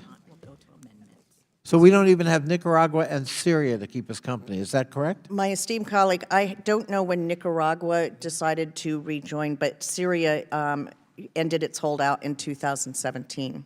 Wow. What a lonely place to be. I thank my friend. Thank you.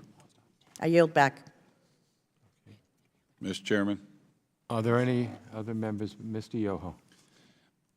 Yeah, I'm in opposition to this. And, you know, again, I think politics are being played on this. The United States, thank God, is the only country that pulled out of this because they did show leadership. As Chairman McCall or Ranking Member McCall pointed out, from 2005 to 2017, carbon emissions in the United States of America has gone down 14%. Our production and manufacturing has gone up. Our energy consumption went down 2%. That's leadership. China's commitment to this was, we'll try. Yet it's going to tie the hands of the American consumers to pay for China trying as they pollute. They're putting on coal plant after coal plant after coal plant around the world, not just in China, but in other countries, increasing the CO2 footprint. You know, we've got LNG coming out of this country that is leading an energy revolution, driving down the CO2 cost.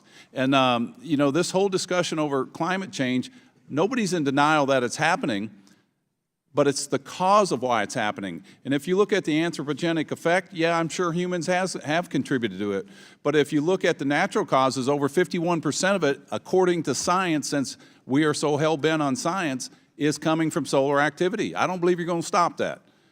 And so to have a bill coming out basically attacking the president for pulling out of the climate deal, I think is pure politics, and it's below the bipartisanship of this committee, and I yield back. The gentleman yields back. Is there any other member that wishes to speak on either side? Yes, Mr. Mast. Thank you, Mr. Chairman. You know, I would just also want to point out, as we discussed this, that many of the members of this committee were not present when we had Secretary Tillerson here discussing the Paris Climate Accord, discussing how the United States of America doesn't simply contribute billions of dollars to a program and just leave the conversation, just give up those resources and say, no, we're not going to play a role in this. We're not going to see what happens to those dollars. Go off and do with it whatever you like. That's not what occurs with this. In fact, we're still present at every conversation having to do with the Paris Climate Accord. We're still actively engaged in this. We've just made it a point to say, listen, you're not going to get our money and our resources and give us no more say than the people, the countries that are the least contributors to these programs. Very, very specifically pointed out by Secretary Tillerson at the time that he came here. And I would point out that many were not present for that conversation. With that, I yield back to our ranking member. Are there any other members? Mr. Wright, did you have your hand up? I did have a comment on the bill, Mr. Chairman, and that is I sense some incongruity with my friends on the other side. We just finished a markup on a bill because Democrats are afraid of what President Trump might do unilaterally, but it didn't seem to bother you when President Obama did things unilaterally, like this Paris Accord, without submitting it to the Senate. And the reason there was Republican opposition to it then and now is it placed the United States of America at a distinct economic disadvantage vis-a-vis other countries in the world. Now, why any president or any Congress would want to place our own country at an economic disadvantage is mind-boggling. And that's why I will certainly be voting no on this. Thank you. Thank you. Gentleman yields back. Anyone else? Let's now move to amendments. Is there anyone that wishes to submit an amendment? Mr. Chairman? Mr. McCall? I have an amendment in the nature of a substitute at the desk, and I ask for its consideration at this time. The clerk will please report the amendment. McCall, Amendment Number 1, amendment in the nature of a substitute to H.R. 9 offered by Mr. McCall. Strike all after the enacting clause and insert Mr. Chairman, I dispense with the reading request. Without objection, a further reading of the amendment will be dispensed with. A point of order is reserved. The gentleman is recognized for 5 minutes in support of the amendment. Thank you, Mr. Chairman. I want to say from the outset, echoing what Mr. Mast indicated, and that is that we never pulled out of the Paris Agreement. We are still under the Paris Agreement, the president just signaled his intention to possibly pull out in the future if it wasn't fixed. My amendment simply requires any new U.S. commitments under Paris come to Congress along with an economic analysis. It recognizes a government policy that enjoys broad bipartisan support is needed to address the challenge of climate change, including policies that promote private sector-led innovation and technological advancement. It requires that President Obama's pledge to cut greenhouse gas emissions by 26 to 28% below 2005 levels by 2025 be accomplished by an economic justification and cost-benefit analysis, which his administration never provided to the Congress. It also requires any future commitments by the United States to be subjected to congressional notification and include detailed information about the economic impact of such commitments, including what it will mean for the poor, for world energy markets, for our economic competitiveness, and for the United States' national security interests.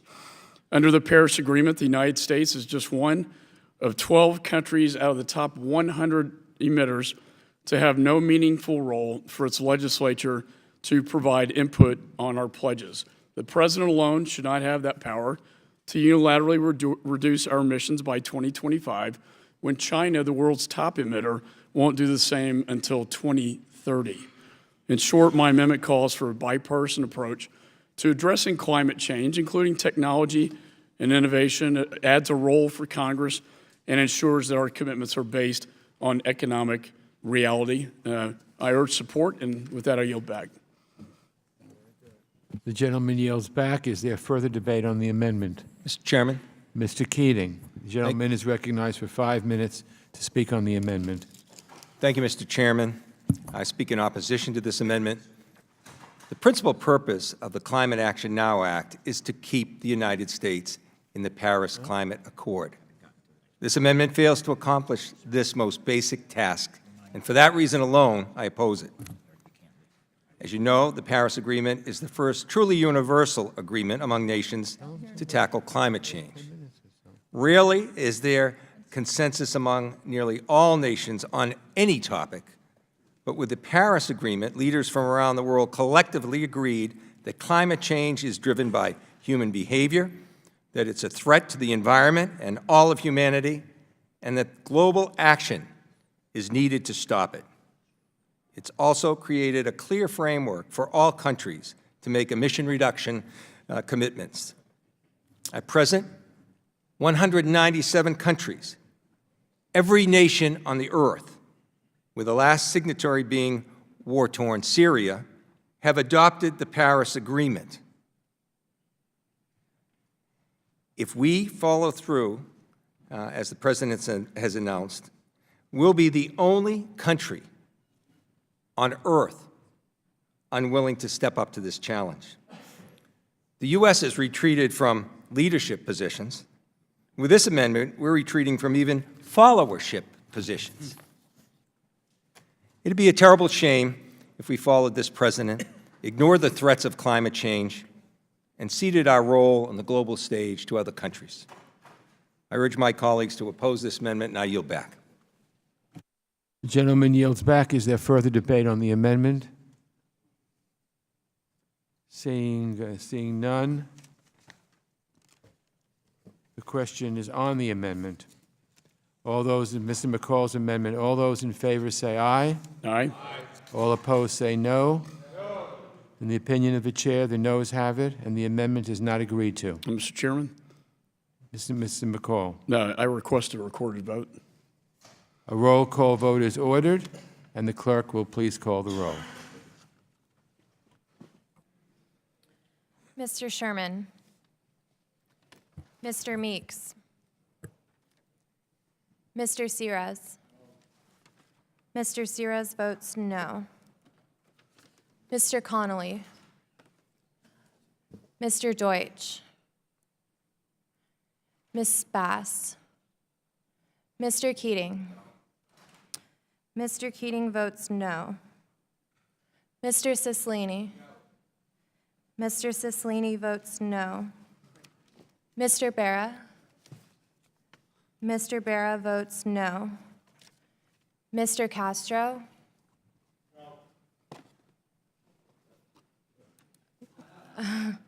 Ms. Titus? Mr. Espaillat? Mr. Espaillat votes no. Mr. Liu? Mr. Liu votes no. Ms. Wild? Ms. Wild votes no. Mr. Phillips? Mr. Phillips votes no. Ms. Omar? Ms. Omar votes no. Mr. Allred? Mr. Allred votes no. Mr. Levin? Mr. Levin votes no. Ms. Spamberger? Ms. Spamberger votes no. Ms. Houlihan? Ms. Houlihan votes no. Mr. Malinowski? Mr. Malinowski votes no. Mr. Trone? Mr. Trone votes no. Mr. Costa? Mr. Costa votes no. Mr. Vargas? Mr. Vargas votes no. Mr. Gonzalez? Mr. Gonzalez votes no. Mr. McCall? Aye.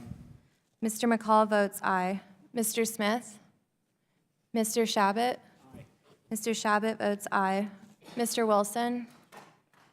Mr. Perry? Mr. Perry votes aye. Mr. Yoho? Mr. Yoho votes aye. Mr. Kinzinger? Mr. Kinzinger votes aye. Mr. Zeldin? Mr. Zeldin votes aye. Mr. Sensenbrenner? Mrs. Wagner? Mrs. Wagner votes aye. Mr. Mast? Mr. Mast votes aye. Mr. Rooney? Mr. Fitzpatrick? Mr. Curtis? Mr. Curtis votes aye. Mr. Buck? Mr. Wright? Mr. Wright votes aye. Mr. Rushenthaler? Mr. Rushenthaler votes aye. Mr. Burchett?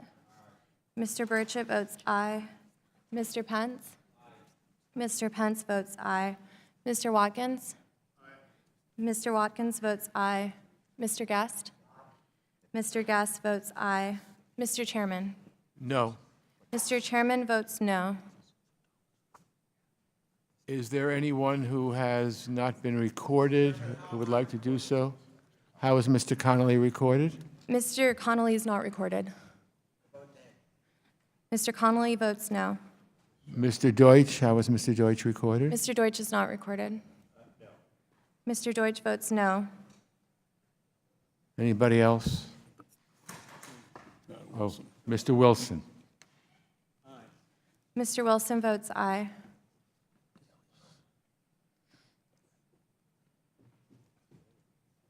Okay, if there are no other votes, clerk will report the tally.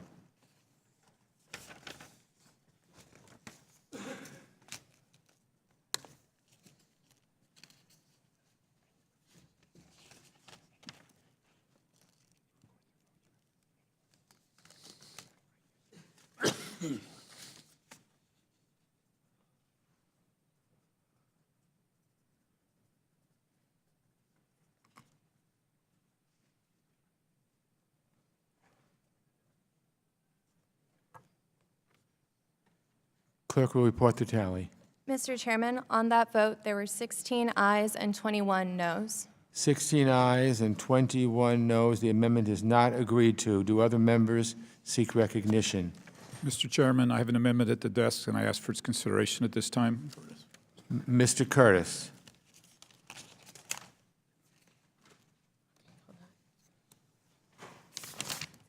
The gentleman has 5 minutes. Oh, no, wait, the clerk will read the. Oh, clerk, I'm sorry, clerk will read. Okay. Oh. Sorry. Vote is over. Yeah, it's over. It's good try. Oh, well.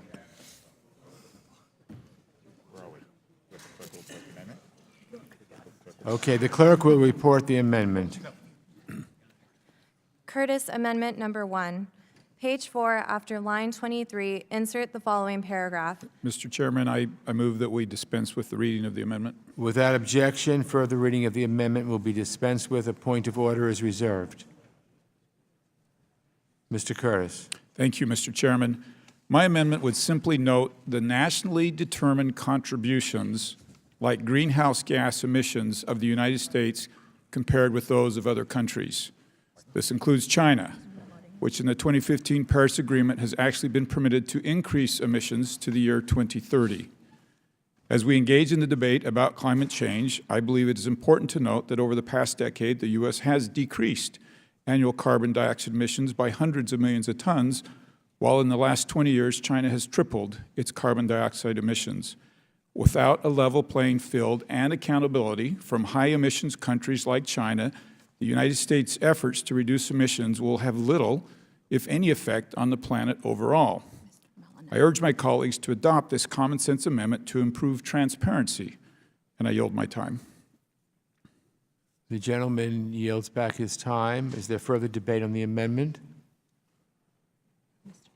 Mr. Malinowski. Thank you, Mr. Chairman. I'll speak in opposition to the amendment. It sounds to me as if all of us here, or most of us, recognize that climate change is a serious issue, a serious threat to our economy, our national security, to our well-being. The vast majority of Americans believe that and believe that we need to do something about it. In many states, including my own, New Jersey, state governments have set very ambitious goals to reduce greenhouse gas emissions. I think we also all agree that there is absolutely nothing that the United States can do alone to meet this threat if large developing economies like China don't do their part. So wouldn't it be great if there were an international agreement that imposed no requirements on the United States apart from those that we voluntarily commit to, while also requiring large developing economies like China to, for the very first time, make commitments to reduce greenhouse gas emissions themselves? Wait a second, we have that. It's the Paris Accords. That is the function of the Paris Accords. It's not to require anything of the United States other than what we've committed to, because the commitments are strictly voluntary. But for the very, very first time, China has said what it plans to do, and it's entirely transparent because we know exactly what commitments they've made. And in fact, China has committed that by 2030, it will reduce carbon emissions per unit of GDP by 60 to 65% from 2005 levels to 2030. And despite being the world's largest greenhouse gas emitter, China has created the world's largest carbon market, pumped 3 times as much money into renewables as the United States, surpassed us in terms of both the number of electric vehicles on the road, the number of available charging stations. So my worry is not that we are somehow letting China off the hook, because we're not. My worry is that China is actually poised to beat us in the race to a clean energy future, with all of the economic implications that will have. That China is taking advantage of our inexplicable decision to withdraw from Paris, to seize the mantle of global leadership on this issue. And so this bill simply says we do not cede leadership to anybody. We are not going to be the only country that pulls out of the Paris Accord and allow China to basically lord it over us in the international community, to say we're doing something and the Americans are not. And it very simply asks the President to tell us how we're going to meet the commitments, and it allows him to do it in whatever way he chooses. Let's keep this bill simple. Let's remain a global leader. I'm opposed to this amendment for that reason. And I yield. Any further comments on the amendment? Mr. Chairman. Yes. Mr. Zeldin. Thank you, Mr. Chairman. I'd like to speak in support of the gentleman's amendment. I think we have some different takes with regards to exactly what China and some other countries are agreeing to. My concern with the Paris Agreement was with the reality that China is the world's largest greenhouse gas emitter, but for the first 13 years of the deal, they're agreeing to continue to increase emissions. And you can actually give China more credit than India. But just to recap, each nation under the Paris Agreement can do whatever they want to reach a long-term goal. The only thing India and China are committed to at the international level is to issue a report to the UN on their climate mitigation efforts next year, and to keep up the reporting every 5 years. There's no enforcement mechanism. Both nations have issued carbon mitigation plans to reach the vague targets of the Paris Accords that require them to drastically take coal-fired power plants offline. And since China has an authoritarian, centrally planned economy, they're making some progress. India is not, and it's an election year. So any efforts to rework their reliance on coal are on pause until at least their election is over later this year. With regards to the other countries around the world, they aren't stepping up to the plate, and we have a concern with that. I would love to see the United States be in a position to enter into a deal where other countries contributing to this issue are stepping up like we are. Now, we've seen a significant reduction in emissions over the course of about a dozen years. You look at the numbers between about 2005 and 2017. That's why I was grateful of the lead Republican, Mr. McCall's amendment as well. I think it's important to be engaging the private sector in technology, and let's do it on an international level. Let's talk about economic concerns in our nation just like they can talk about economic concerns in theirs. As we're setting our own commitment, concerned about our country, we need to be concerned about energy costs, but this bill doesn't make any reference to the costs that are going to go up on my constituents. And I wish that it had, and that's why I was grateful for Mr. McCall's amendment.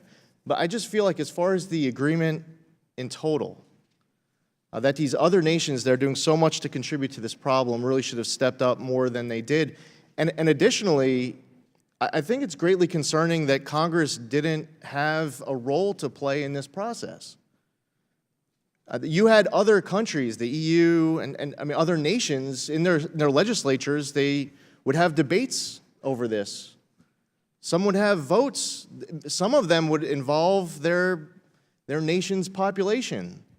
Here, President Obama unilaterally agreed to a deal where China was agreeing to increase emissions for the next 13 years. I believe that China should have done more. I believe that India should have been committed to do more. There are other nations that should have been committing to do more, and actually some made commitments that they're not going to obtain that were unreasonable. I mean, what about that? I mean, with a straight face, when you look at a commitment being made by the EU where we know that there's no way that they're going to meet their target, that's also something that should be debated here in Congress. I also believe it should have been submitted as a treaty, but I'd like to yield to Mr. Yoho. And I just want to remind people that China has made a lot of commitments. If we look at the commitment of not militarizing the Spratly or Parsley Islands while they were in the Rose Garden with President Obama, committed not to do that at the same time they were doing it. They committed to allow Hong Kong to remain an autonomous region for 50 years, but 22 years into it, Xi Jinping says, as far as he's concerned, it's null and void. And so I'm not concerned with what China's doing. I look at America's leadership and what we're doing in reducing the footprint of CO2. I yield back to the gentleman. Thank you for. Yeah, and I think it's very important for us to be able to enter into a good deal for the United States. That should be our goal. What's the best deal that we can get for the United States? And I would argue that we could have gotten a better deal. And I would encourage whoever the president is now, whoever the next president is, whoever else is serving here in Congress, that this is an important topic for us and future Congresses and future presidents to be debating. We should just try to get more results from the countries that are contributing the most to the issue. And the United States has been leading, and we should continue to lead. Other nations need to do their part. Yield back. The gentleman yield back. Is there further debate? Mr. Connolly for 5 minutes. I thank the chair. I got to say my head is spinning. First, we have a Republican Party here in the Congress that by and large has consistently denied climate change. we were looking at the international affairs section of the president's budget, and in 140 pages, he makes reference to climate change once. Once. Now we hear from our friend from New York, his criticism is not that we're doing something about climate change, but that others aren't doing enough. And I wonder if the irony of that position strikes anyone else. It certainly struck me. If that's your critique, we're happy to join in. And my friend from New York ended his remarks by saying, the United States is doing its share, others ought to follow. Well, actually, as the gentlewoman from Pennsylvania pointed out, the United States is the only country of 197 that's not a member, a signatory to the Paris Climate Accord. So you can't have it both ways. If you want to really toughen things up, we're happy to join you. But first, we got to participate in the Paris Climate Accord, or we give away all moral authority, as President Trump did. And my friend from Florida, Mr. Yoho, brought up a lot of issues regarding China, and I would probably join him in most of those issues, but they have very little to do with the bill in front of us at the moment. I guess when we can't make the argument about the substance of climate change, we revert to other behavior we don't like. But the fact of the matter is, our own military, the IPCC, an intergovernmental committee of this administration are unanimous in looking at the threats of global warming and the very alarming rise, unprecedented in 800,000 years, of CO2. It's going to affect our way of life, our children and our grandchildren. And at some point, maybe we can get off the talking points, maybe we can get off the ideological precepts that bind us in straitjackets and think about future generations and our obligation to them. I oppose the amendment on those grounds. I yield back, Mr. Chairman. Congressman Perry wants to be heard. Thanks, Mr. Chairman. Thank you, Mr. Chairman. It's my understanding that our friends Turkey and Russia have not ratified the agreement either, but with that, I'll turn my time over to, or yield to, the gentleman from New York, Mr. Zeldin. Thank you, and I appreciate the gentleman from Virginia's attempt to put words in my mouth and to speak for me and for other members on our side of the aisle. We think for ourselves over here. We're not cheap just to do whatever others in our party state. We have difference of opinion. We debate them. We share our ideas. And certain things that we have a problem with, that I, speaking for myself, have a problem with, is that these other nations are not stepping up and doing their part. I have a problem of what the economic consequence is going to be for a constituent of mine who is really struggling to be able to pay their bills. We should be talking about the economics of the proposal. I think it's a fair point as members of Congress. We just had a debate on an amendment with regards to the use of force in Venezuela. And the gentleman from Virginia was passionately talking about how Congress should take back their Article I powers and how important it is for Congress to step up and not cede our power to the executive branch. And then the next bill that comes up, the gentleman from Virginia is here passionately talking about how important it is for this chamber to cede our power to the executive branch. There's no concern at all that Congress has no role to play whatsoever with the negotiation and entry into this agreement without coming to Congress, without consulting us? Or what about us as Republicans and Democrats working together? Chairman Engel has stated for years I've been able to serve on this committee. Chairman Royce before him, Mike McCall. Members on both sides of the aisle wanted to talk, Republicans and Democrats, about how we can move forward with our nation's foreign policy. There are so many issues that are before our country that are so important. This is one that there's a valid amendment being offered. You can oppose it, you can support it, but don't put words in my mouth. We have important concerns with regards to the Paris Agreement. I believe that we can enter into a better deal. I have a district that's almost completely surrounded by water on the east end of Long Island. I would encourage the gentleman from Virginia to come visit. We have great wineries on the North Fork. It's a great place to come, especially between Memorial Day and Labor Day. We could talk about rising sea levels. We could talk about what we can do to improve water quality, to improve air quality. We might not agree on all of the solutions, but let's talk about it. But right now with this particular debate, this conversation, whether this amendment, the bill at large, Mr. McCall's amendment, I don't think that we should be insulted for not all agreeing with each other in this committee, having a difference of opinion between the legislative branch and the executive branch. I think the disagreement is healthy. But let's not put words into each other's mouth, and instead, let's talk about solutions. I think that there are companies that have new technologies where we can figure out ways to reduce emissions without the executive branch, or maybe without the legislative branch, forcing that company to make that change. We should have a conversation as to why emissions went down between 2005 and 2017. What went right? What are some companies doing better? I would look forward to an opportunity to work with the gentleman from Virginia as opposed to just debating him here in this. And I'm not going to attempt to put words in his mouth. But, we want to talk about irony. Using the words that came out of his mouth from one speech to the next, from one bill to the next, about whether or not we should be ceding our power or taking advantage of our Article I powers. This agreement should have been submitted to the Senate as a treaty. And when I posed that question to all four witnesses, including the three Democratic witnesses who were here, they all agreed that this should have been submitted to the Senate as a treaty. But there was a philosophy of the last administration. When we asked them about the Iran nuclear deal, if you remember, there were a few members here who asked Secretary Kerry, why was this not submitted to Congress? Why was it not submitted to the Senate as a treaty? And his answer was that they would not have been able to get it passed. And I don't think that's a good excuse, whether it's the last administration, the current administration, or the next.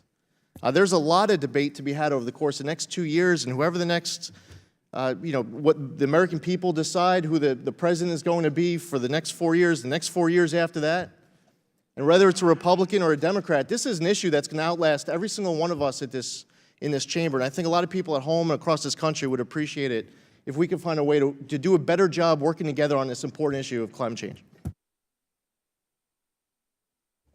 Congressman Levin is recognized for 5 minutes. Thank you, Mr. Chairman.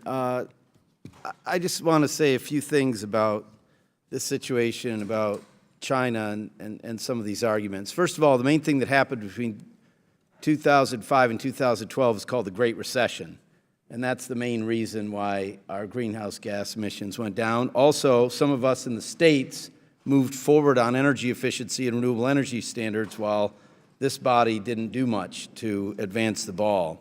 So we had some leadership from the States. In terms of China, first of all, we have to look at the history of carbon emissions. Even in 2100, even with China's growing economy, and I agree, over-reliance on coal, 20% of cumulative greenhouse gas emissions will come from this country, and have come from this country in 2100, 17% from the European Union, and 12% from China, even then. So we have contributed much more of the problem. We will have even many years hence. But on another level, I don't care what China does. I care about American leadership. And as Mr. Malinowski says, I care about our leadership in the economy. We are being left behind on high-speed rail, on electrification of vehicles, on the deployment of solar and wind and offshore wind, and on energy storage and on microgrids and so many other fronts. This is going to be the next 50 years of fortunes in global capitalism. We are being left behind because we're scared. We're scared to lead. We're scared to just admit the reality of science. There's no debate over how much of greenhouse gas emissions are caused by human activity. There's no real scientific debate over this. Let's go. Let's reestablish American leadership. The Paris Accords are a faint first step of what we need to do. And my kids, for one, are not going to let us sit around here and debate endlessly. They want action. We need to get on with passing this, and then we need to take a lot of concrete steps to reduce our carbon emissions and show American leadership on the new sustainable economy that is to come. Thank you, Mr. Chairman. I yield back. Friend, yield. My brother, I yield to you. I thank the gentleman from Michigan. You know, the gentleman from New York accuses people of putting words in his mouth. That isn't what happened. The accusation wasn't that he spoke words that, in fact, he didn't. It was that one's head was spinning over trying to follow the logic on the other side of the aisle. Does anyone here really believe that the amendments we're going to consider and have considered to this bill are designed to improve it? They are, in fact, designed to derail the bill. They are designed to slow this down. And that is a consistent pattern of our friends on the other side of the aisle when it comes to this subject. I don't remember my friend from New York complaining when the President of the United States denied climate change, denied the recommendations of his own intergovernmental panel, denied the findings of the IPCC. It's not putting words in your mouth. It's holding you to account for a very sorry record of empirical denial about a subject that's going to affect every person and every living thing on this planet. It is consequential to withdraw from an international agreement we helped spearhead. Yeah, maybe it should have been a treaty. I hardly believe that's a dispositive issue. Got to begin somewhere. Why not begin as an agreement? And I find it ironic that the charge is made that the previous administration left out the Congress. I seem to recall a delegation of us getting ready to go on an airplane to Paris to celebrate the signing of the agreement that was blocked by the Republican Speaker of the House of Representatives, so that no one from Congress on the House side was able to go and celebrate that moment. It's been a deliberate, consistent pattern of science denial and deflection rather than deal with this subject. And one wonders why. I thank my friend from Michigan for yielding. Gentleman's time has expired. Are there any other members who wish to be heard? Mr. Chairman. Mr. Chairman. Mr. Deutsch. Move to strike the last word. Mr. Chairman, I just wanted to respond to one thing that we heard, which is this idea that this is an issue that we can debate today, but whatever we do today, we're going to be debating it through the end of this administration and the next administration and administrations that come after that. Where is the urgency from my colleagues on this issue? This is not an issue that can wait 2 years and 4 years and 8 years and 12 years. It will be too late. That's why it's so important for us to move forward. I support the Climate Action Now Act. I applaud the work of Representative Castor, the chair of the Select Committee on the Climate Crisis. As Floridians, Representative Castor and I know the impact of climate change because it's happening right now. That's why we need action right now. Not next year, not after the next election, not after 4 more presidential elections. It will be too late. When will we sense the urgency? How many warmest years on record do we have to endure before there is finally some acknowledgement that this is a crisis? The whole world came together in Paris to make commitments that would respond to the threat of climate change. Under this administration, America has now turned its back on those commitments, turned its back on the world, and turned its back on the future generations who will not have the luxury of a decision point. That's where we are now. It is our decision that we are making for them, and we've got to get it right. That's why I support Representative Castor's work as the chair of the Select Committee. I support her strong legislation to bring us back to the global stage to bring us back to our commitments to take action on climate change and to do it right now. And I also like to take this moment to extend an invitation. I'd like to invite my Republican colleagues to join the bipartisan Climate Solutions Caucus. We've got to move climate change beyond politics. I agree with that. And I thank the 45 Republicans who joined this bipartisan dialogue on the real threats and possible solutions last Congress. And I invite all of my Republican colleagues to join me and my co-chair, Francis Rooney, in this Congress to move forward. It's important to have bipartisan conversations. The fact is that alternative energy companies that will secure our energy future need to be part of those conversations. So do energy companies who are working hard on sustainability, and military experts who have warned of the threats of climate migration and famine and drought. Scientists who have measured the impact on local economies from regional impacts that are happening today across the country. Fortune 500 companies who are already doing their part to reduce their carbon footprint. Last year, several caucus members and I drafted a legislative tool to help reduce carbon emissions. And I'm going to take advantage of this moment to encourage my colleagues to look at the Energy Innovation and Carbon Dividend Act, which is a companion, should be a companion to this Climate Action Now Act, because it would reduce carbon pollution by 45% by 2030, with an over 90% reduction by 2050. And it would create over 2 million new jobs in a decade. And it would prevent 13,000 pollution-related deaths in the United States annually. The Energy Innovation and Carbon Dividend Act would put a price on pollution. And the fees collected would go back to the American people to ease the transition to a clean, carbon-neutral economy that would be felt by lower-income and middle-income families. That's how we address those concerns. I applaud the committee here for taking up H.R. 9. And I invite my colleagues to join the Climate Solutions Caucus, and I ask them to look at real efforts that would address this crisis right now. That's what our legislation will do. And I go back to where I started.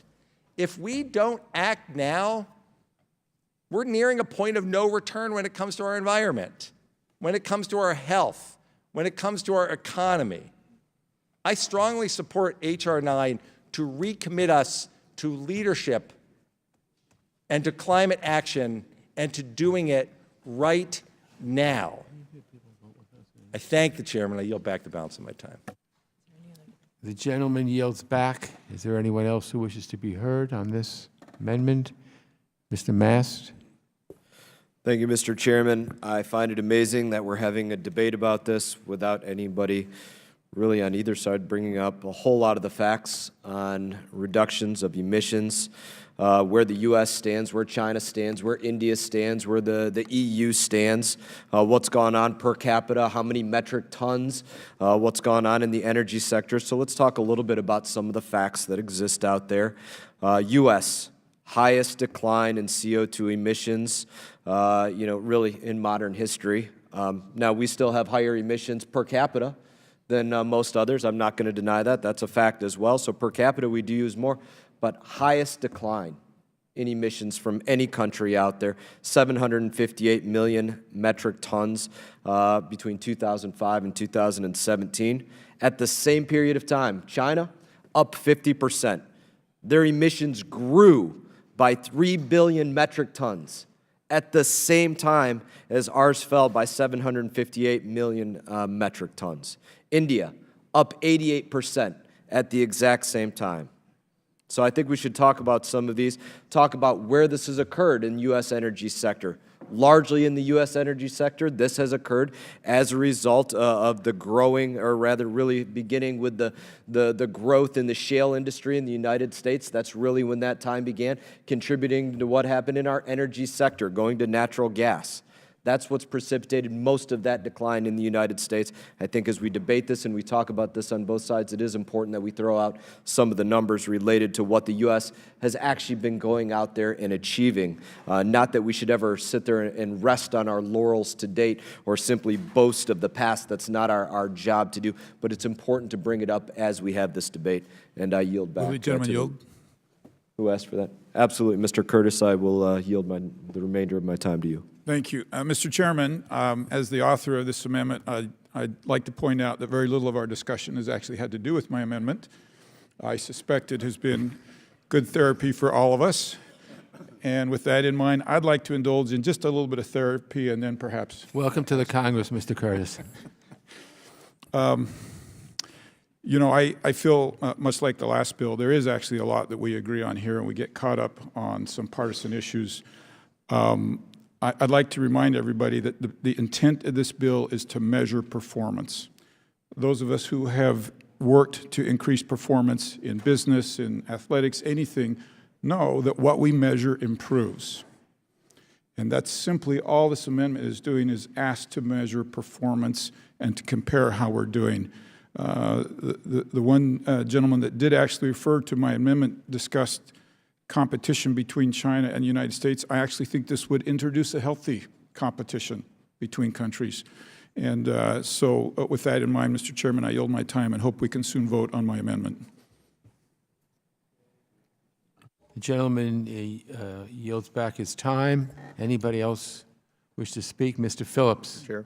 Thank you, Mr. Chairman. I feel compelled to set the record straight as we talk about our country's performance relative to emissions. The truth is that in 2018, our emissions are projected to increase by 3.4%, an increase, not a decrease, as some on the other side have noted. And at a time when the world desperately needs to decrease emissions, ours are increasing. In a year where more dirty coal plants closed in our country than any other year in history, our emissions are increasing. And that means vast declines in coal use were not enough to offset the other harms that are being caused by this administration, like efforts to weaken standards for ozone pollution, repeal the Clean Power Plan, repeal the Waters of the United States rule, withdraw the mercury effluent rule, eliminate the lead risk reduction program, repeal a rule regulating coal ash, weaken emission standards for brick and tile manufacturers, roll back of vehicle emission standards, withdraw a proposed rule reducing air pollutants at sewage treatment plants, and yes, withdraw from the Paris Climate Agreement. So for us to pretend that we are a model actor here, in my estimation, is inappropriate. We shouldn't pretend that there's no problem, and I think it's time that we fulfill our responsibility to work with our friends and partners around the world to combat this threat. Therefore, I urge my fellow members to vote no on this amendment. I yield back. The gentleman yields. Any further comments? Seeing none. The question is on the amendment. All those in favor say aye. Aye. All those opposed, no. In the opinion of the chair, the noes have it, and the amendment is not agreed to. May I ask for a recorded vote? The roll call vote is ordered, and the clerk will please call the roll.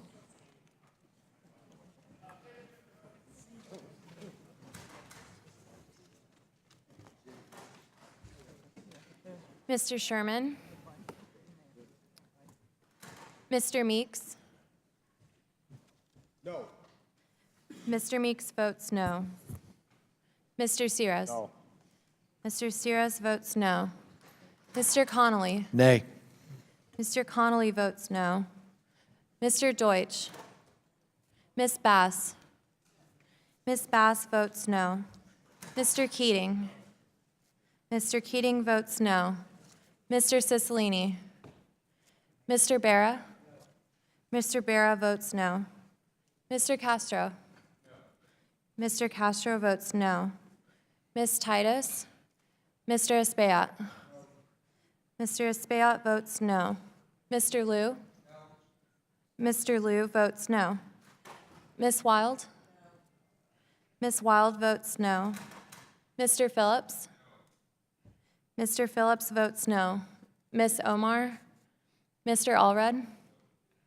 Mr. Allred votes no. Mr. Levin? Mr. Levin votes no. Ms. Spanberger? Ms. Spanberger votes no. Ms. Houlihan? Ms. Houlihan votes no. Mr. Malinowski? Mr. Malinowski votes no. Mr. Trone? Mr. Trone votes no. Mr. Costa? Mr. Costa votes no. Mr. Vargas? Mr. Vargas votes no. Mr. Gonzalez? Mr. Gonzalez votes no. Mr. McCall? Aye. Mr. McCall votes aye. Mr. Smith? Mr. Smith votes aye. Mr. Shabbat? Mr. Shabbat votes aye. Mr. Wilson? Mr. Wilson votes aye. Mr. Perry? Mr. Perry votes aye. Mr. Yoho? Mr. Yoho votes aye. Mr. Kinzinger? Mr. Kinzinger votes aye. Mr. Zeldin? Mr. Zeldin votes aye. Mr. Sensenbrenner? Mrs. Wagner? Mrs. Wagner votes aye. Mr. Mast? Mr. Mast votes aye. Mr. Rooney? Mr. Fitzpatrick? Mr. Curtis? Mr. Curtis votes aye. Mr. Buck? Mr. Wright? Mr. Wright votes aye. Mr. Rushenthaler? Mr. Rushenthaler votes aye. Mr. Burchett? Mr. Burchett votes aye. Mr. Pence? Mr. Pence votes aye. Mr. Watkins? Mr. Watkins votes aye. Mr. Guest? Mr. Guest votes aye. Mr. Chairman? No. Mr. Chairman votes no. Are there any others who seek to vote who haven't voted? Mr. Deutsch? Mr. Deutsch votes no. Anybody else? Okay, the clerk will tally the vote.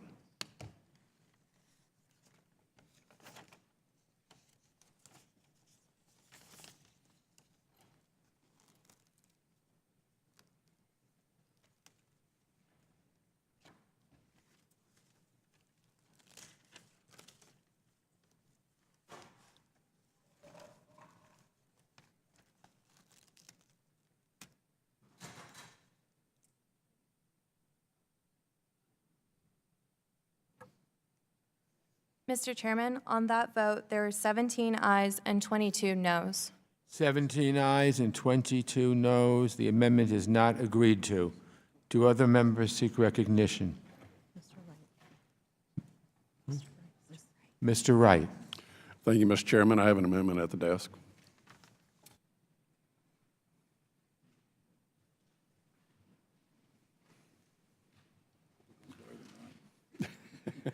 Clerk will please report the amendment. Wright, Amendment Number 1. At the end of the bill, add the following new section. Section 6, effective date. This act takes effect on the date that the... Without objection, further reading of the amendment will be dispensed with. A point of order is reserved. The gentleman is recognized for 5 minutes in support of his amendment. Thank you, Mr. Chairman. My amendment's very simple, and it changes the effective date of H.R. 9 to whenever the Secretary of State can certify that China and Russia are making emission reduction commitments equivalent to those made by the United States. President Obama unilaterally committed us to reducing our emissions by 28% below 2005 levels by 2025. Fulfilling this commitment has the potential, as our ranking member has noted, to reduce U.S. gross domestic product by $250 billion and eliminate 2.7 million American jobs. This makes no sense, however, when you consider that in 2017, when emissions in the rest of the world were increasing, U.S. carbon emissions were the lowest since 1992. Why would we commit to further reducing our emissions at such great cost to our economy and the prosperity of the American people when other countries like Russia, India, and China continue to pollute the earth at unprecedented levels? Before we make additional economic sacrifices to reduce our emissions, we need to see comparable action from the worst greenhouse gas offenders. Otherwise, it's all for nothing. This amendment is not a pullout, it's a delay. Let's stop putting the United States at an economic disadvantage vis-a-vis the rest of the world. And I urge my colleagues to support this amendment, and I yield back. The gentleman yields back. Is there further debate on the amendment? Ms. Wild. Thank you, Mr. Chairman. I rise in opposition to this amendment, which requires China and Russia commit to emissions reductions that are equivalent to the emissions reductions commitments of the United States. But the amendment does not define what equivalent means. Equivalent to what? It's not clear what exactly we're binding ourselves to or expecting from other countries with this amendment. Second, the language appears to suggest that the United States should wait to act until other countries, specifically China and Russia, commit to reduce emissions. Yet those countries have already committed to climate action. This amendment delays the effective date of the bill, wrongly uses China and Russia as excuses for inaction, and risks ceding global leadership on this issue. However, the amendment serves as a reminder that the whole world, including the United States, China, and Russia, need to do more if we are to be spared from the worst impacts of climate change.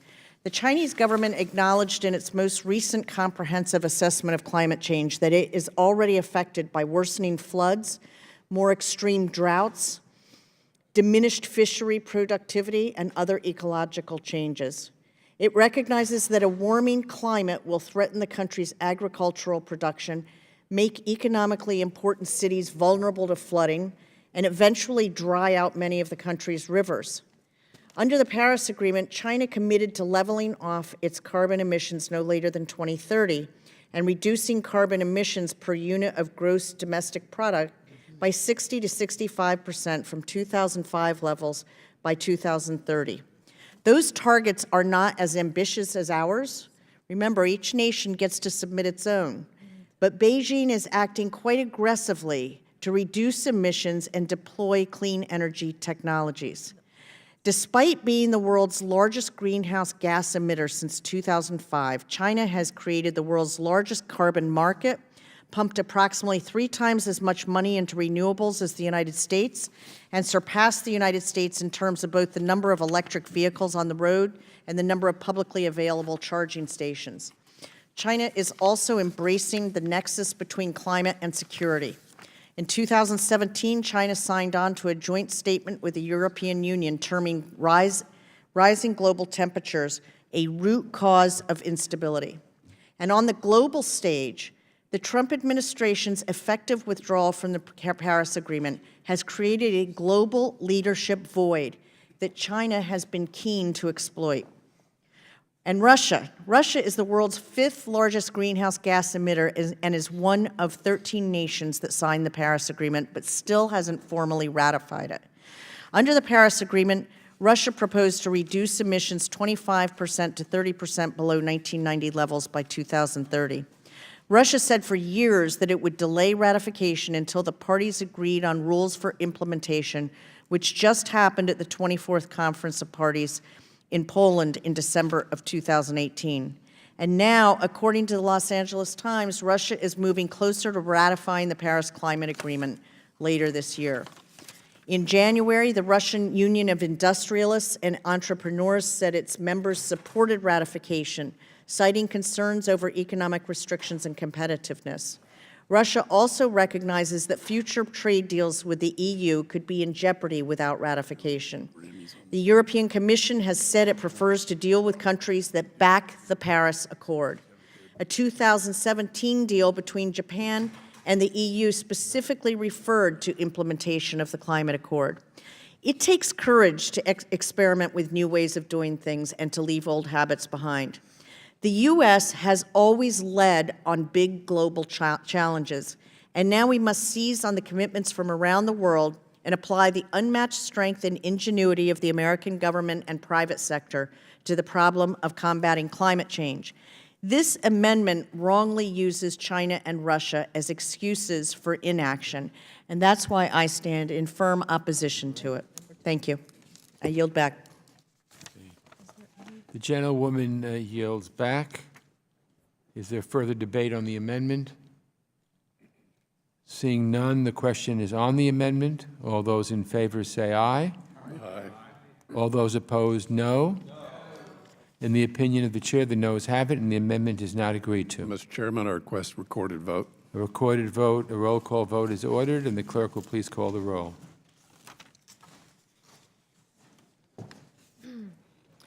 Mr. Sherman? Mr. Meeks? No. Mr. Meeks votes no. Mr. H.Res? Mr. H.Res votes no. Mr. Connolly? Mr. Deutsch? Ms. Bass? Ms. Bass votes no.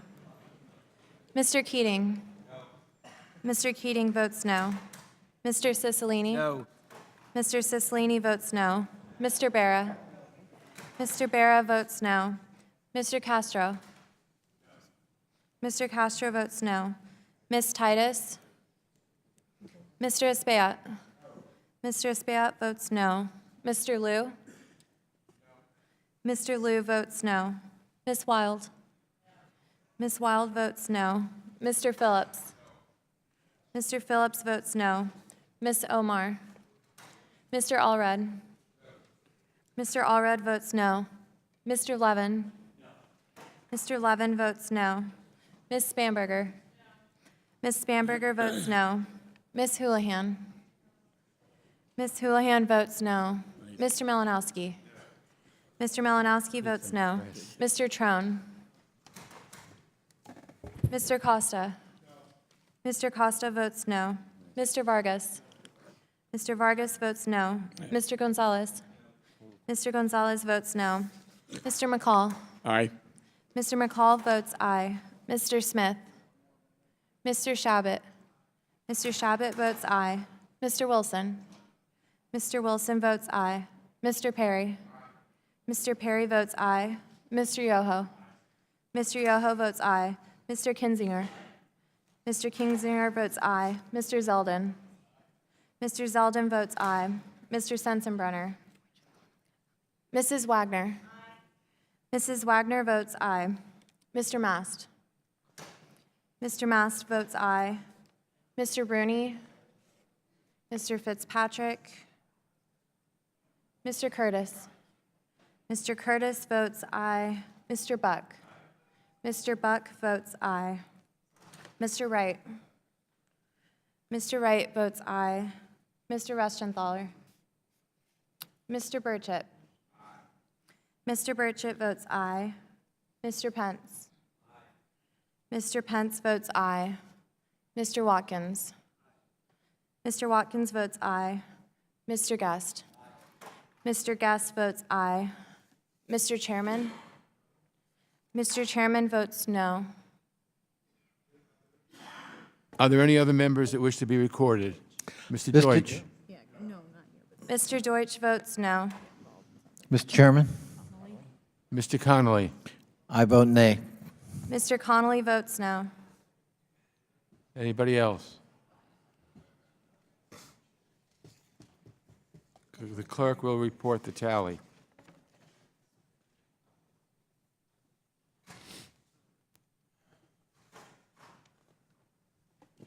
There's one more about Mr. Trone. Let's hold Mr. Trone. You're not recorded, sir.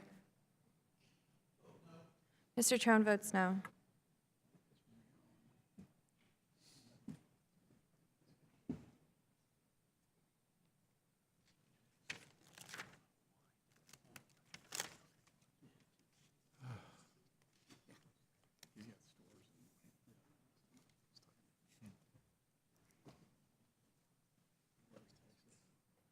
Mr. Chairman, on that vote, there were 16 ayes and 23 noes. 16 ayes and 23 noes. The amendment is not agreed to. Do other members seek recognition? Mr. Chairman, Yes. I have an amendment at the desk. Mr. Buck?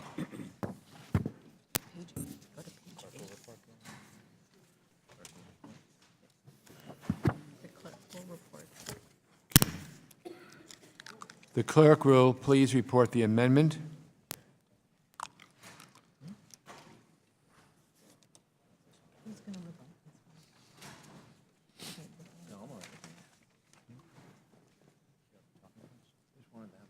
Thank you.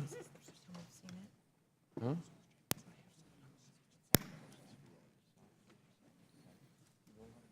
Did you start reading it? Okay. You're voting no. Okay. The clerk will please report the amendment. Don't say this yet. Buck, Amendment Number 1. At the end of the bill, add the following new section. Section 6, recognizing the duty of the federal government to create a Green New Deal. A, findings. Congress finds the following. The October 2018 report entitled Special Report on Global Warming of 1.5 Celsius by the Intergovernmental Panel on Climate Change and the November 2018 Fourth National Climate Assessment Report found that Human activity. Without objection, further reading of the amendment will be dispensed with. A point of order is reserved. The gentleman is recognized for 5 minutes in support of his amendment. Thank you, Mr. Chairman. We're here to discuss a serious problem, the socialist takeover of the Democratic Party. The idea that Washington knows best is just oozing from every pore of the people's house these days. This bill is no different. The underlying bill, the Climate Action Now Act, is nothing more than a progressive temper tantrum after President Trump wisely withdrew us from the flawed Paris Climate Agreement.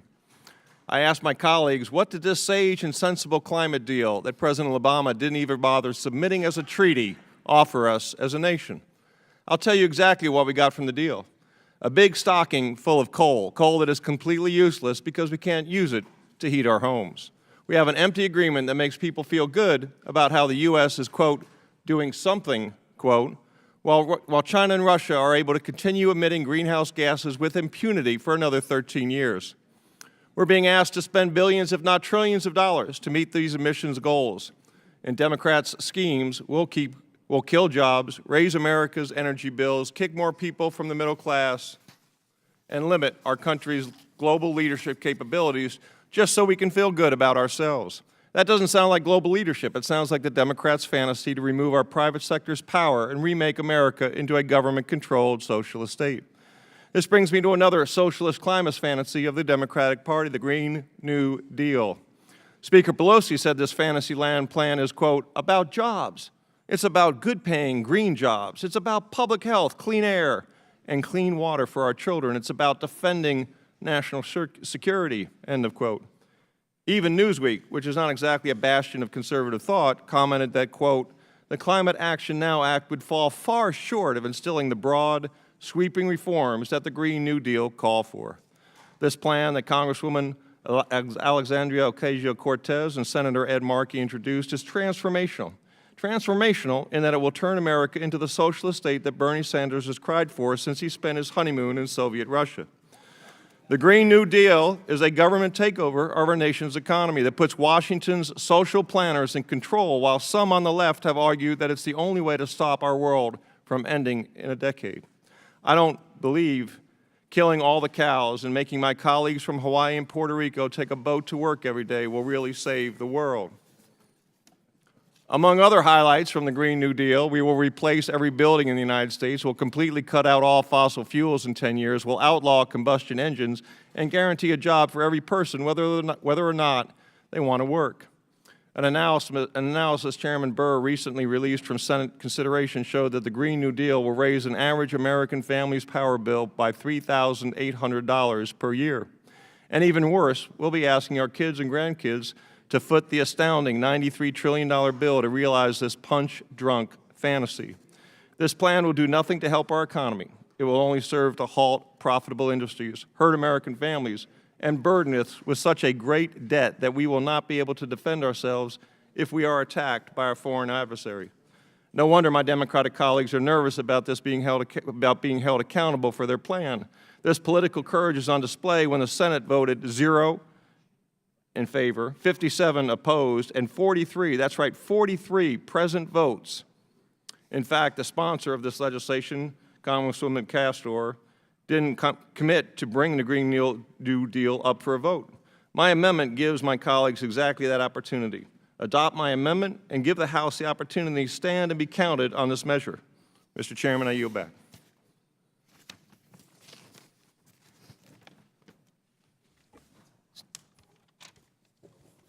I raise a point of order that the amendment is not germane.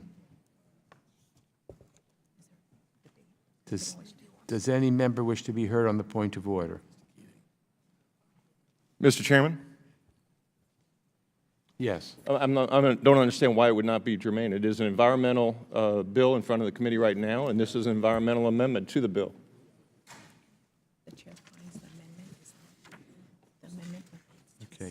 The amendment relates to a subject to which there is no reference in the text before us. The objective of the amendment is unrelated to the objective of H.R. 9. Mr. Chairman, may I be heard? Gentleman is recognized for 5 minutes. Mr. Chairman, I think that clean air and clean water are in both pieces of legislation. I think that the intent is the same. I'm sure that my Democrat colleagues understand the financial burdens that their current legislation places on us, and I'm sure they understand that the Green New Deal, while it would go further, no doubt, it would still place huge burdens on us, and I believe that the relevance, the germaneness is clear. If this were a piece of legislation solely dealing with jobs or solely dealing with some non-related issue, I would agree with the chair, but I would ask the chair to reconsider his ruling. Parliamentary inquiry, Mr. Chairman. Well, let me rule again. The chair finds that the amendment is not germane. Mr. Chairman, I ask for a vote on that, please. State your parliamentary inquiry. My parliamentary inquiry was, you've just answered, has the chair made a ruling? Yes. I thank the chair.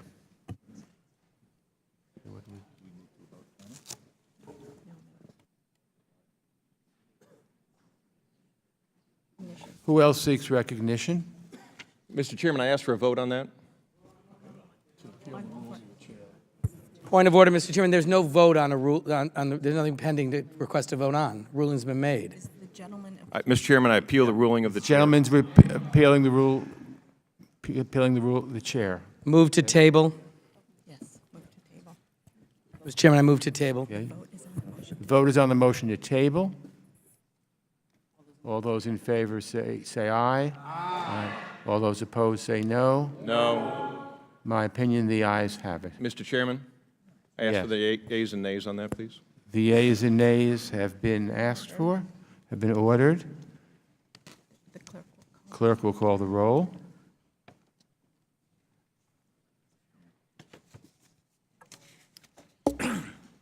Mr. Sherman.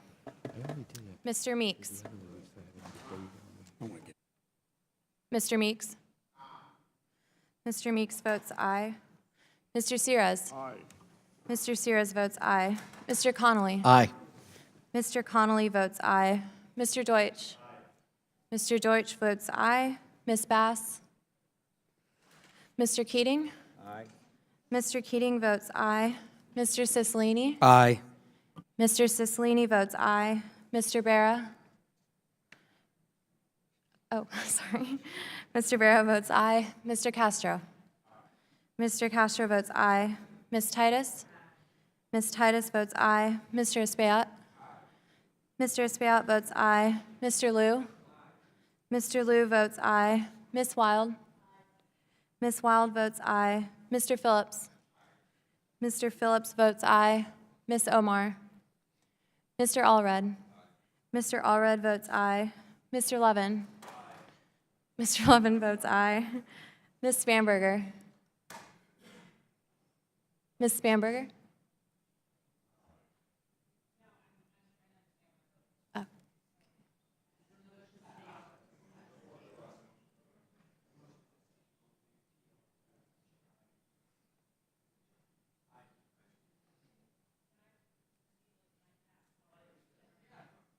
Okay. Ms. Houlihan? Ms. Houlihan votes aye. Mr. Malinowski? Mr. Malinowski votes aye. Mr. Trone? Mr. Trone votes aye. Mr. Costa? Mr. Costa? Mr. Costa? Mr. Costa votes aye. Mr. Vargas? Mr. Vargas votes aye. Mr. Gonzalez? Mr. Gonzalez votes aye. Mr. McCall? No. Mr. McCall votes no. Mr. Smith? Mr. Smith votes no. Mr. Shabbat? Mr. Shabbat votes no. Mr. Wilson? Mr. Wilson votes no. Mr. Perry? Mr. Perry votes no. Mr. Yoho? Mr. Yoho votes no. Mr. Kinzinger? Mr. Kinzinger votes no. Mr. Zeldin?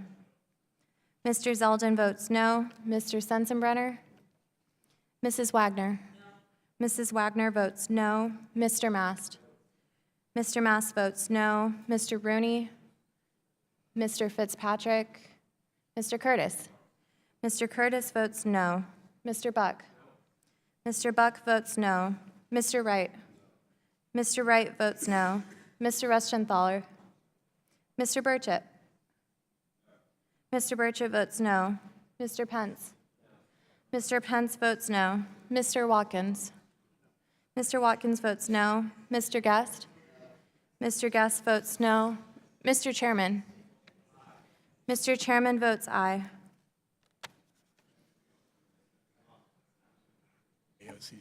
Are there any others who seek to vote?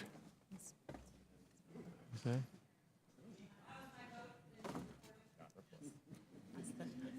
Ms. Bamberger, you're not recorded yet. Ms. Bamberger votes aye.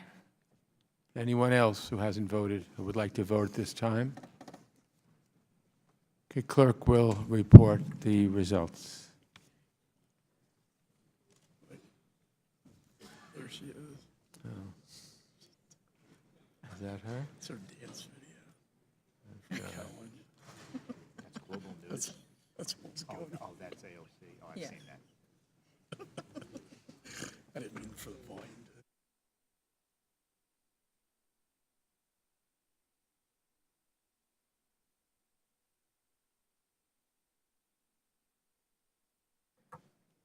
Mr. Chairman, on that vote, there are 23 ayes and 17 noes.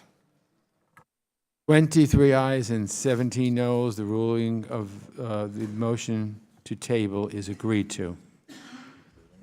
The ruling of the chair is that the amendment is not germane, is sustained. Is there further debate or amendment? Mr. Chairman, I have an amendment at the desk. Ask for its immediate consideration at this time. What purpose does the gentleman from New York seek recognition? I have an amendment at the desk, and I would ask for immediate consideration. Gentleman from New York has 5 minutes. This amendment would require that the Paris Agreement obtain ratification from the Senate. The Paris Climate Agreement was a treaty. Will the gentleman suspend? I just want to make sure the clerk will report the amendment before the gentleman speaks. Zeldin Amendment Number 1. At the end of the bill, add the following section. Section 6, effective date. This act shall take effect on Without the date- objection, further reading of the amendment will be dispensed with. A point of order is reserved. The gentleman is recognized for 5 minutes in support of his amendment. Thank you, Mr. Chairman. This amendment would require that the Paris Agreement obtain ratification from the Senate. The Paris Climate Agreement was a treaty in every sense of the term. The United States Constitution says that treaties must obtain the advice and consent of the Senate before the United States may lawfully enter into the agreement. President Obama deemed the Paris Agreement to not be a treaty in order to evade constitutional review. While the duly elected legislatures in other nations like Canada and the European Union hosted hearings, debates, and ultimately voted on the Paris Accord, President Obama chose to bypass the Constitution and entered into this sweeping international agreement without seeking congressional approval. These types of agreements should be agreed to in a transparent manner that follows the Constitution and the law. I support many overall goals here, but the United States approached this entire Paris climate agreement all wrong. Other nations made modest commitments pegged to their GDP growth, while President Obama made a unilateral pledge to bring emissions 25 to 28% below 2005 levels by 2025. There are some very important practical issues with that pledge regarding feasibility, which especially include unmanageable time constraints and energy cost increases for our constituents. Last week, we held a hearing on this issue, and every single witness agreed that the Senate should ratify any future Paris climate agreement. Any international deal going forward needs congressional input and a vote that lays out the negotiating goals and a ratification vote after the fact. That is why I'm offering this amendment today and encourage every member to support it. I yield back the rest of my time. Gentleman yields back. The gentleman from Michigan, Mr. Levin, is recognized for 5 minutes. Thank you, Mr. Chairman. I rise in opposition to this amendment. My friend from New York earlier in the day was saying, let's have discussions about how we can achieve these objectives and approve, and tackle climate change. But this amendment is simply a delay tactic. The amendment would delay the effective date of this bill until the Senate ratifies the Paris Agreement. But the Paris Agreement does not require Senate ratification. The President had authority to enter into the Paris Agreement, derived from the Constitution, the Senate-approved United Nations Framework Convention on Climate Change, and domestic law. The United States enters into international agreements all the time without Senate ratification. This language indefinitely delays the effective date of this bill. The gentleman knows very well the Senate has no intention of ratifying this. It's a pure delay tactic, and I urge my colleagues to vote no. Thank you. Anyone else seek recognition? I thank the gentleman. Anyone else seek recognition? Mr. Perry. Thank you, Mr. Chairman. I yield to my friend, Mr. Zeldin. Thank you, Mr. Perry. And to my colleague who had just spoken, and there have been a lot of speeches today where we're putting words into the mouths of Republicans. This is a genuine concern that was expressed. And last week, we had 3 Democratic witnesses and 1 Republican witness, and all 4 agreed that this should have been submitted as a treaty. And I had an exchange with one of my other colleagues on the other side of the aisle to an earlier amendment, and that colleague on your side of the aisle also acknowledged the fact. Now, I don't know, I haven't spoken to every single member on your side of the aisle as to whether or not you believe the Paris Agreement should have been submitted as a treaty. I'm not going to attempt to try to speak for anyone I haven't spoken to on the other side of the aisle, but it's a genuine belief that the Paris Agreement should have been submitted as a treaty. It was a genuine belief that the Iran nuclear deal should have been submitted as a treaty. It's okay if you want to disagree with us, but where we request a treaty to be submitted to the Senate for ratification, just to make the claim that it's simply a delaying tactic, it's, with all due respect, I mean, just understand that there are people who believe that the Paris Agreement was a treaty that should have been submitted. There are people who believe that there should have been hearings, that there should have been public debate and votes and input by Congress. If you disagree that Congress should have a role to play in agreeing to the Paris Agreement, you can have that position. But it's our position on our side of the aisle, at least I'm speaking for myself. The Paris Agreement should have been treated as a treaty. But it just, with all due respect to Mr. Levin, we haven't had a chance really to meet in person. Just to understand that we genuinely have that position on our side of the aisle. Will the gentleman yield? Will the gentleman yield? Yes, sir. Yeah, I thank you so much, and I really appreciate your comments. And I really do take your concern to be genuine. Last week we had, no one here from the State Department. It's the State Department that makes the determination about whether something like this needs to be, go to the Senate. The State Department made that determination at the time.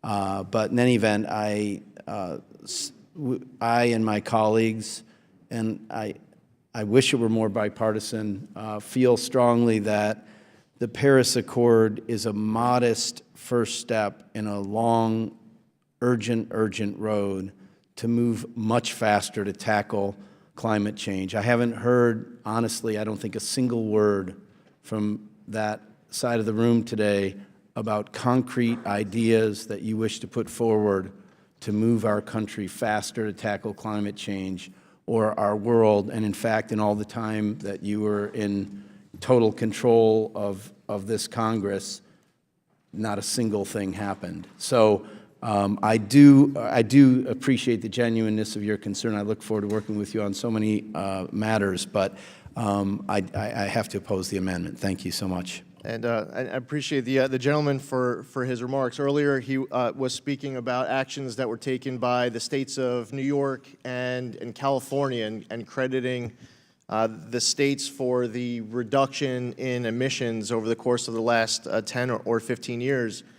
There are others who have a different take. They believe that market forces contributed to the reduction of emissions, and we could debate it. Maybe we'll have a disagreement. But with regards to the last point that the gentleman just stated, as far as what we feel on our side of the aisle, many of my colleagues who I've spoken to believe that market forces and new technology and companies making the right decisions, that the economy, that a lot of positive progress with regards to the environment can be done not by the government intervention of New York and California as much as the use of technology and new ways to be able to provide. Well, can I know your time's expiring. Let me just say that for the last 7 years before I joined the Congress, I ran a private company that drove climate change in the state of, I wasn't referring to New York and California.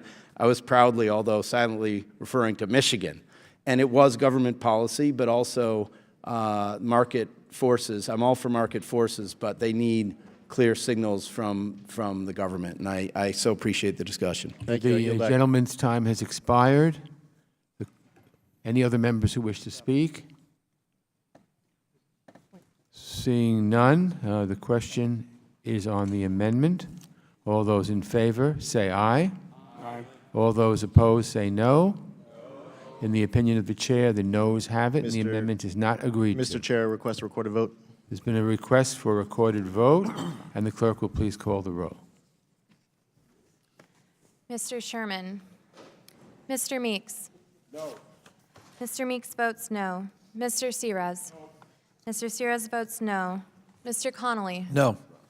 Mr. Connolly votes no. Mr. Deutsch. Mr. Deutsch votes no. Ms. Bass. Mr. Keating. Mr. Keating votes no. Mr. Cicilline. Mr. Cicilline votes no. Mr. Barra. Mr. Barra votes no. Mr. Castro. Mr. Castro votes no. Ms. Titus. Ms. Titus votes no. Mr. Espaillat. Mr. Espaillat votes no. Mr. Liu. Mr. Liu votes no. Ms. Wild. Ms. Wild votes no. Mr. Phillips. Mr. Phillips votes no. Ms. Omar. Mr. Allred. Mr. Allred votes no. Mr. Levin. Mr. Levin votes no. Ms. Spamberger. Ms. Houlihan. Ms. Houlihan votes no. Mr. Malinowski.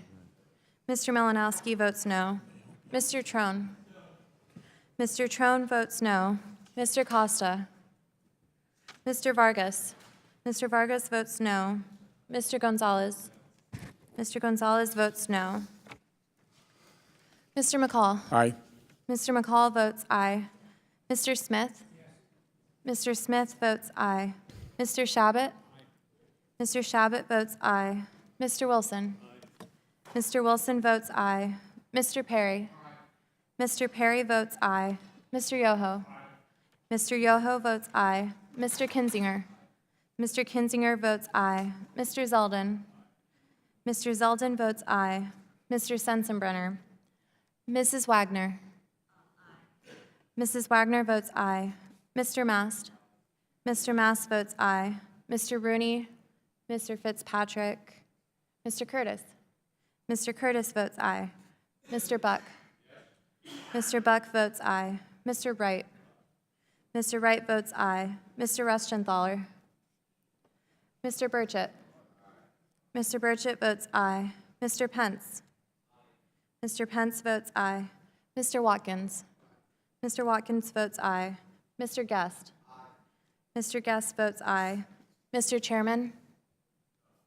Mr. Chairman votes no.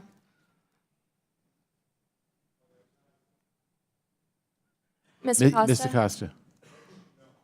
Mr. Costa votes no.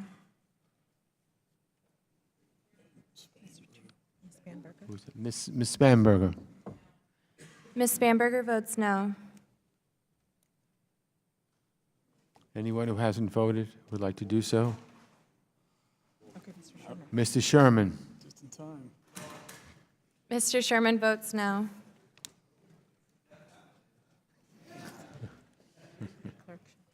Clerk shall tally and call the roll. Clerk shall tally.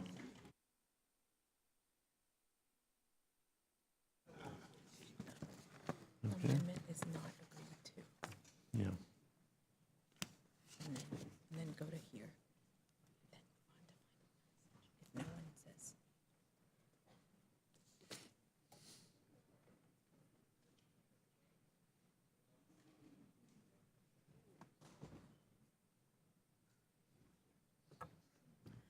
Mr. Chairman, on that vote, there were 17 ayes and 24 noes. 17 ayes and 24 noes. The amendment is not agreed to. Are there any other requests for recognition? Hearing none, we then move on to final passage. Hearing no further requests for recognition, the question is to report H.R. 9, the Climate Action Now Act, to the House with the recommendation that the bill do pass. All those in favor say aye. Aye. All opposed, no. No. In the opinion of the chair, the ayes have it. Mr. Chairman, Mr. McCall? I request a recorded vote. The ranking member requests a recorded vote. The question is to report H.R. 9, the Climate Action Now Act, to the House with the recommendation that the bill do pass. The clerk will please call the roll. Mr. Sherman? Aye. Mr. Sherman votes aye. Mr. Meeks? Aye. Mr. Meeks votes aye. Mr. Sires? Aye. Mr. Sires votes aye. Mr. Connolly? Aye. Mr. Connolly votes aye. Mr. Deutsch? Mr. Deutsch votes aye. Ms. Bass? Mr. Keating? Mr. Keating votes aye. Mr. Cicilline? Aye. Mr. Cicilline votes aye. Mr. Barra? Mr. Barra votes aye. Mr. Castro? Mr. Castro votes aye. Ms. Titus? Ms. Titus votes aye. Mr. Espaillat? Mr. Espaillat votes aye. Mr. Liu? Mr. Liu votes aye. Ms. Wild? Ms. Wild votes aye. Mr. Phillips? Mr. Phillips votes aye. Ms. Omar? Mr. Allred? Mr. Allred votes aye. Mr. Levin? Mr. Levin votes aye. Ms. Spamberger? Ms. Spamberger votes aye. Ms. Houlihan? Ms. Houlihan votes aye. Mr. Malinowski? Mr. Malinowski votes aye. Mr. Trone? Mr. Trone votes aye. Mr. Costa? Mr. Costa votes aye. Mr. Vargas? Mr. Vargas votes aye. Mr. Gonzalez? Mr. Gonzalez votes aye. Mr. McCall? No. Mr. McCall votes no. Mr. Smith? Mr. Shabbat? Mr. Shabbat votes no. Mr. Wilson? Mr. Wilson votes no. Mr. Perry? Mr. Perry votes no. Mr. Yoho? Mr. Yoho votes no. Mr. Kinzinger? Mr. Kinzinger votes no. Mr. Zeldin? Mr. Zeldin votes no. Mr. Sensenbrenner? Mrs. Wagner? Mrs. Wagner votes no. Mr. Mast? Mr. Mast votes no. Mr. Rooney? Mr. Fitzpatrick? Mr. Curtis? Mr. Curtis votes no. Mr. Buck? Mr. Buck votes no. Mr. Wright? Mr. Wright votes no. Mr. Rushenthaler? Mr. Burchett? Mr. Burchett votes no. Mr. Pence? Mr. Pence votes no. Mr. Watkins? Mr. Watkins votes no. Mr. Guest? Mr. Guest votes no. Mr. Chairman? Aye. Mr. Chairman votes aye. Have all members been recorded? What? Mr. Castro's been recorded. The clerk will report.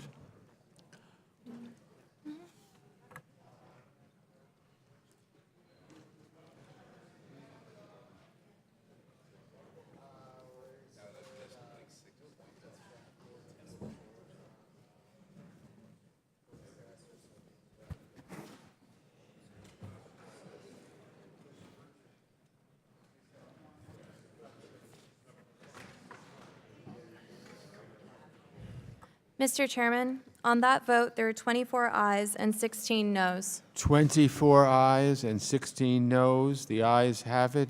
The measure is ordered favorably reported. Now, Mr. Chairman, Yes. Mr. McCall. Pursuant to House rules, I request that members have the opportunity to submit views for any committee report that may be produced on any of today's measures. Without objection. Without objection, the staff is authorized to make necessary technical and conforming changes for all the measures considered today.